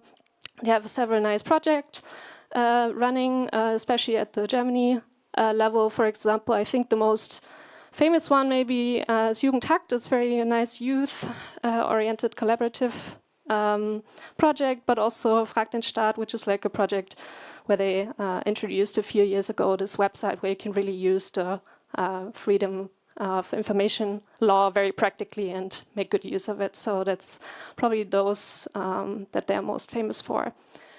Yep. And then we have Reporters Without Borders, also a Germany chapter. And I think it portrays nicely as well that we have a very wide range of digital rights defenders in our group of civil society organizations. I think you know probably about them. Press freedom as its core, obviously, in their mission. And also in Germany, they, for example, look closely at security law and how it's transforming, or not so much, to be honest, and trying to get that to change. And Wikimedia Germany, of course. I think you all know about them. Lara can probably talk more about the all great projects. To be honest, I struggle sometimes to get an overview of all the great work, but I know about David's work here in the front, about public broadcasters and the connection to Wikimedia. But also I'm kind of interested to learn more about education and AI and what the Wikimedia Germany team is doing on that subject, to be honest. So I might question those as well after this session, because I just learned more about it recently. Yes, so much for the overview. And now what do we advocate on? Yeah, exactly. You summarized it, I think, well in the beginning. So the moment in time where we found each other was founded the alliance was for the past federal elections in Germany. So this was kind of a good time for us to look at how digital policy looks like in Germany, and that we identified that it needs kind of a refresh, especially because of different political forces wanting to prioritize maybe economic development under the name of innovation, for example, of industry policy as well. So really thought like, okay, we need to put this at the center here to highlight that it should be the common good and civil rights protection that should be at the center of digital policy to make it function for everyone in Germany as well. And I think those are probably the headlines that sum us up best, and when it comes to what topics we cover. So the first is the protection of privacy and digital security. I stressed that earlier. I think in our alliance is probably Reporters Without Borders and the Society for Civil Rights that work mostly on these subjects. Effective regulation of platforms and AI, one of our core topics, but also other organizations have been working on that a lot in our alliance over also the topic of Digital Services Act implementation in Germany. So we collaborated very strongly on this one. And open data, open source, open content, I think you know which organizations are strongest at this, but also transparency at all levels. So this is also very much a shared theme among the organizations because it's so foundational to the work in general. And the last point I think is also really relevant. We strive for really better access and better structures for civil society on the whole, so beyond our alliance, but also for our alliance and partners that we include also from the, let's say, fringes of digital civil society in Germany, and to have more like structures implemented to contribute to policy process not only now, but also in the future, to have a more sustained involvement of civil society. And that really, it also really helps in that case to work together, to have a stronger say. Yeah, and that actually builds a perfect bridge to the next point, because people oftentimes ask who had the idea, how did this come about? And to be honest, we have to disappoint you if you were wondering how exactly it was that the Alliance got started, because nobody really knows. But what all of the organizations were facing at the time was a need for a structure to actually get in touch with politicians and talk about the issues that they have come up. And they had previously worked before one-on-one or sometimes even in constellations of 2 or 3, so they all knew each other very well when the alliance was founded. But at some point, I guess, people just sat together and decided that it would make perfect sense, since we have those shared goals that everybody sort of knew about, to form the alliance and just join forces to be a stronger voice in a digital policy sphere. And so now, since maybe some of you might be interested in starting your own alliances or are already working in some, we thought about the facts that might also help you to get this kind of work started. And so we said that the basics to do this kind of thing is to establish trust. Nothing works without the trust. And of course, you also need to identify common ground. That goes without saying, because if you don't really have any shared causes, then there's not really a point, I guess, which is also something. I mean, sometimes people get all excited, but then I feel like if there is no common ground, it's also important to say, okay, no, maybe this isn't the best idea, but if you do have common ground, like us, then go ahead, start something. Also, of course, ideals and values and missions are super nice, but what really helps is resources and also funding. And we are fortunate enough to have the German Mercator Foundation funding our project. They fund a lot of work in the digital rights sphere, and we were also able to convince them by the need to build up these structures and have a strong voice coming from German digital society. So that really does help. And if there are ways for you to find resources to tap into when it comes to funding, definitely recommend doing that. And also, last but not least, and we talked about this in the other advocacy sessions as well, obviously nothing is possible without infrastructure, and that the same goes for building an alliance like this. So this is really basic things like setting up mailing lists, setting up a Google Share Drive, but it's really something that when people get excited about something, you tend to forget about those processes, and also think about how are we going to communicate with each other and what are going to be our modes of decision making and all these things. So it's essentially, in a way, like starting an organization in itself, except it just contains multiple organizations. And that is something to really be mindful and aware of when starting processes like this. And I mean, you obviously also still figure a lot of things out as you go, but I would really recommend just thinking about these things from the very beginning on. And to give you a little bit of a better understanding of what it is that we actually do and the tools and formats that we use, we have this little overview here. So at the very core of our work lies the structured dialogue with policymakers. And a format that we have established in that sense is that we hold 4 annual parliamentary roundtables with them that we actually do while breakfast is being served, and I'm going to dive a little more into that in a second. The other aim is to also not just have those roundtables established, because they we talk about varying topics, but obviously if there are laws that are being processed in the parliament, but also the executive branch, we want to be there from the very start to the very finish, and we will pretty much do whatever it takes in the meantime to meet our goals. Sometimes that even includes strategic PR, even though in the very beginning of the alliance there was a decision that was made that is we do not communicate together publicly, because that's just going to complicate things. We try really hard not to, but sometimes we need to. So, and it is more complicated when you do communicate to the outside, because obviously every organization has their own mode of communication and different processes set up for that. So we're really trying to limit this to when it's absolutely necessary, but sometimes we have to do it.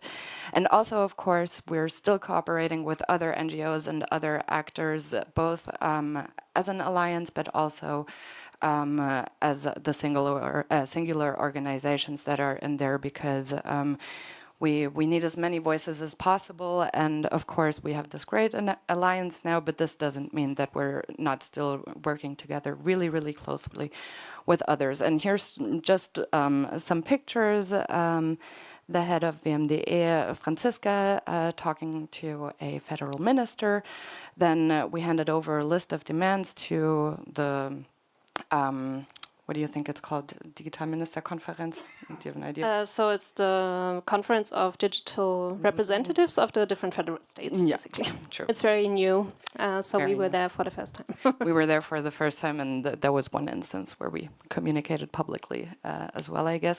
And we also do something like network nights, hold interesting panel sessions like the one that you see down there. So it's a very broad range of things that we do. And now back to our core format, though, which you can see here, the Parliamentary Roundtable. Essentially, we gather parliamentarians together at 8 in the morning, and everybody hates it, but it's really the time where the calendars of the parliamentarians allow for these kinds of discussions to happen. Unfortunately, so we make use of that time, and people are showing up, so that's actually great. But one of the challenges that we face when doing this is we're trying to alternate between the different democratic parties in the German parliament when hosting them, because we always need a host from a party so that we can actually hold the roundtable inside the parliament, but then also alternating between our alliance members and their topics of focus. And also all of this, of course, needs to be timed well with ongoing laws and discussions. So it is a bit complicated to organize them, but still we've established it as a really successful format, and yeah, it's going really great. I feel like the details we can skip because there's not that much time left. But as I said, even though it's super early, it is a good time to gather parliamentarians and their assistants, and it is also comparably cheap. So that's something to keep in mind, because as NGOs, we don't have as much resources to throw big fancy gala dinners, and that's a comparably, like the other lobbyists. Like the other lobbyists, exactly. Nice way to do it.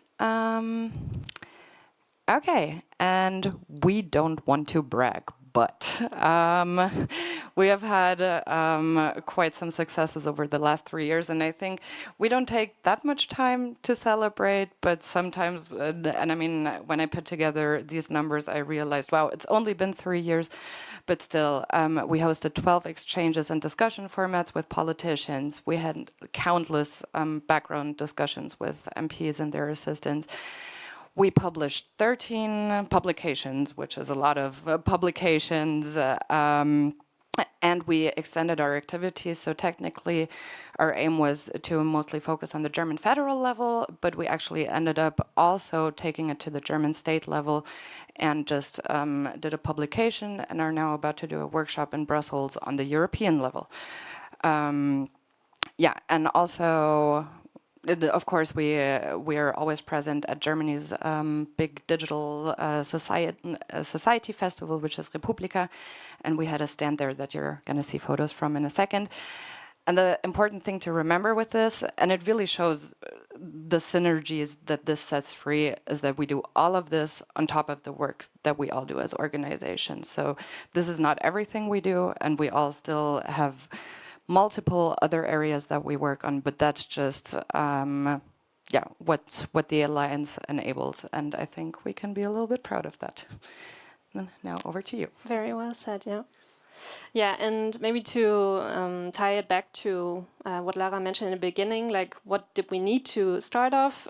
We also thought about what does it need to keep it alive, let's say, and we tried to sum it up in a few points. First one, definitely being commitment. We all stayed on the journey of being an alliance over the past 3 years, and I think that in itself really paid off to have a continuous participation in the alliance. Also not too extended to more organizations was also a strategic decision at some point, because other NGOs were interested potentially to join as well. But not only is our name F5 and we have 5 organizations, but also from a strategic standpoint, it made sense to consolidate our structures first and continue our investment of time and resources and make use of that structure. We're really regularly talking to each other, to be honest. We, apart from our small little Signal group, we have basically weekly meetings. One is a shorter one, and the other one is a longer, really like working meeting of at least 3 hours. Sometimes we have a beer afterwards, so that also helps. And we alternate also the offices, so we really try to fairly distribute also the necessary resources that we all need to invest. So not one organization always has to host us and organize drinks and food, for example. Another really important aspect, I think, is flexibility. I think you pointed to that, Lara, as well. So we kind of give ourselves a structure, like we discuss working modes, we discuss also internal procedures on how to, for example, draft a press release. This is done very differently in different organizations. Also, the length is different. Who's quoted? Is it always the executive director? Is it also policy managers sometimes having their names in there? Like, those are the differences, let's say, overall. And sometimes the hierarchies are also different. So more or fewer levels of decisions need to be considered. So we try to give us guidelines, but then also be patient with each other and show some flexibility. In all that, trust really helps. I think we had a very solid foundation from the start, and it only built up from there. It doesn't mean that we don't ever have discussions. They're very fruitful and necessary, obviously, but we all really act from a place of trusting also the other people's judgments on many subjects. So sometimes we, for example, write a statement on like a policy process, or for example, a ministry is proposing a strategy for discussing, I don't know, research data and how it should be handled, and then 2 organizations, for example, take a lead in writing that statement, and other organizations just decide for themselves, do we want to sign on to this? And in many cases, we agree to sign on as F5 and publish it as F5, because we also trust in the expertise of partner organizations. So that really makes it more effective, I would say, and really shows that we can have strength, together. Logistics. We wouldn't be here probably for if Lara hadn't joined at some point the Alliance, because she's really helping a lot with coordinating. That also helps also to have funding to pay another person to really keep an overview of where all the processes are going at the same time in parallel many times. And to just have a simple tool and infrastructure really helps. What can I say more about logistics?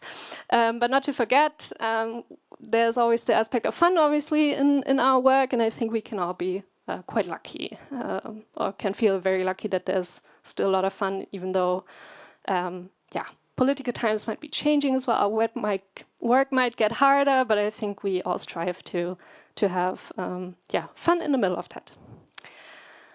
I think that was kind of a teaser to the challenges, yes. So we are currently funded by a private foundation. There's no direct dependence. They don't tell us what to do necessarily, but obviously doing it without them would, as it's written here, probably limit our capabilities, would result in maybe having 1 person or 2 people less on the team that really do the coordination work, not only logistically, but also strategically, like thinking what could be the next opportunity for us to, for example, formulate a position on. But also, you could do it without it. We're not saying you need funding to do this, but it definitely helps in maybe the sustaining of the Alliance and to keep the work going and make it most effective also in the mid and long term. We also learned maybe over the last few years when we shifted gears a bit and tried to address the executive branch a bit more, that it's kind of a different exercise in many ways. So parliamentarians, they have different motives on why they would want to support your statement. Ministry staff can be a bit hard to move sometimes because they work in a different work mode, or they face more issues with when it comes to hierarchy. So they have to consult another person above them, or it's hard to reach the parliamentary secretary, for example. But I think we did our best at this so far, and it was fairly successful. So we try to stay at it and make use of that structure in a way that it often keeps continuous, even though political priorities might change. So that's kind of the intention here as well. And what I just alluded to was political climate changing.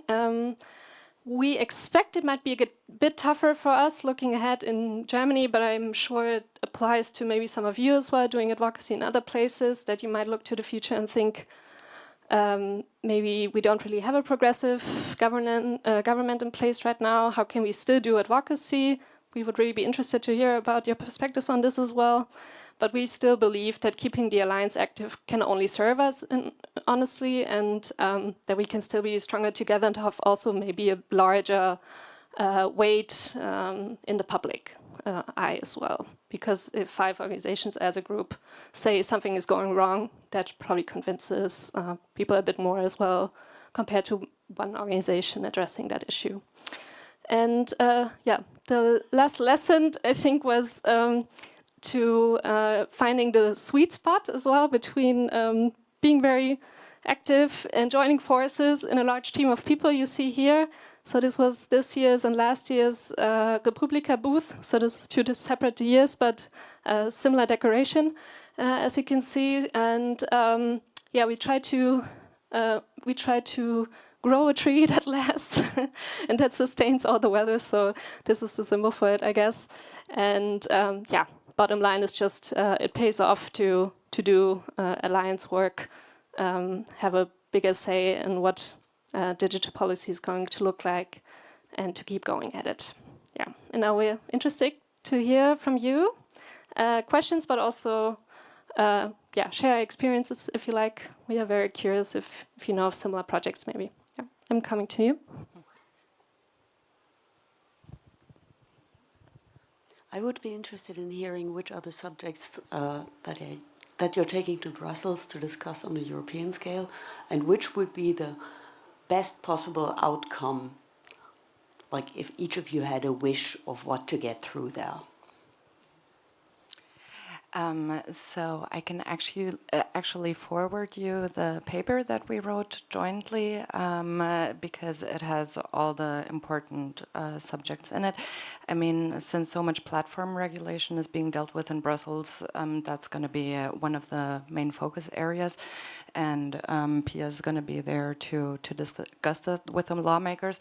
But also at this point, I guess since we've not been active, at least as an alliance in Brussels before, I think it is about getting to know people, establishing trust, because it's not just super important on the inside, but also on the outside, of course.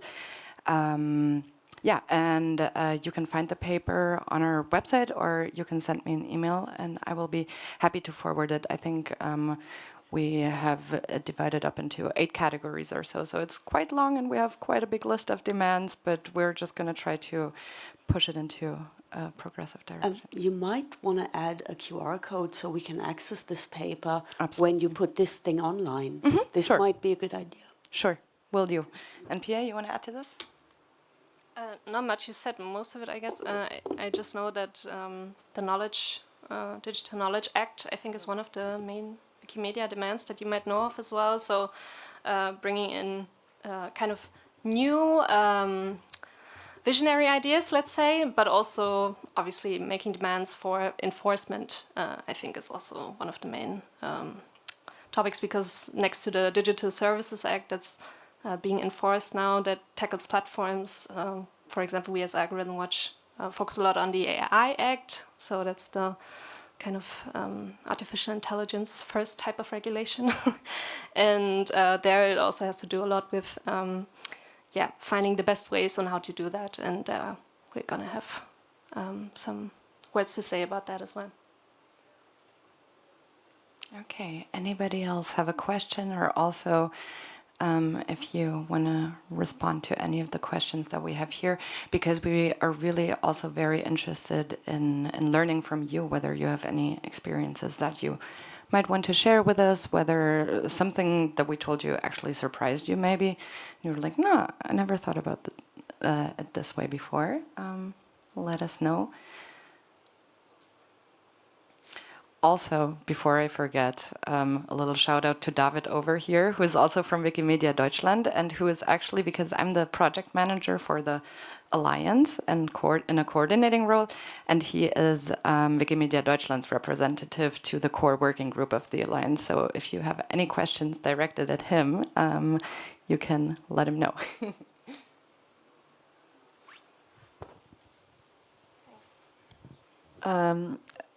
You're employed by who? How does that work? Is one of the organizations like a little bit more involved than the others, so that with the overhead and things like that? I mean, we have one strategic coordinator who works with the Society for Civil Rights. And yeah, you can talk about your own job.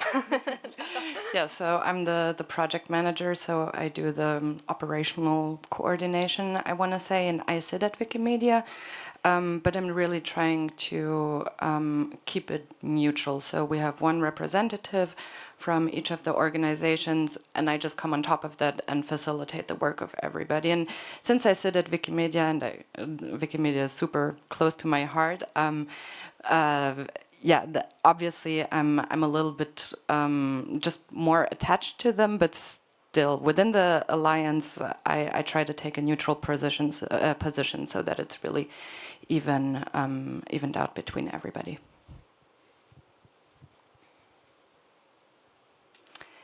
Anybody else? I don't see any more hands going up, and I guess everybody would also love to go down to save their seats for the closing ceremony.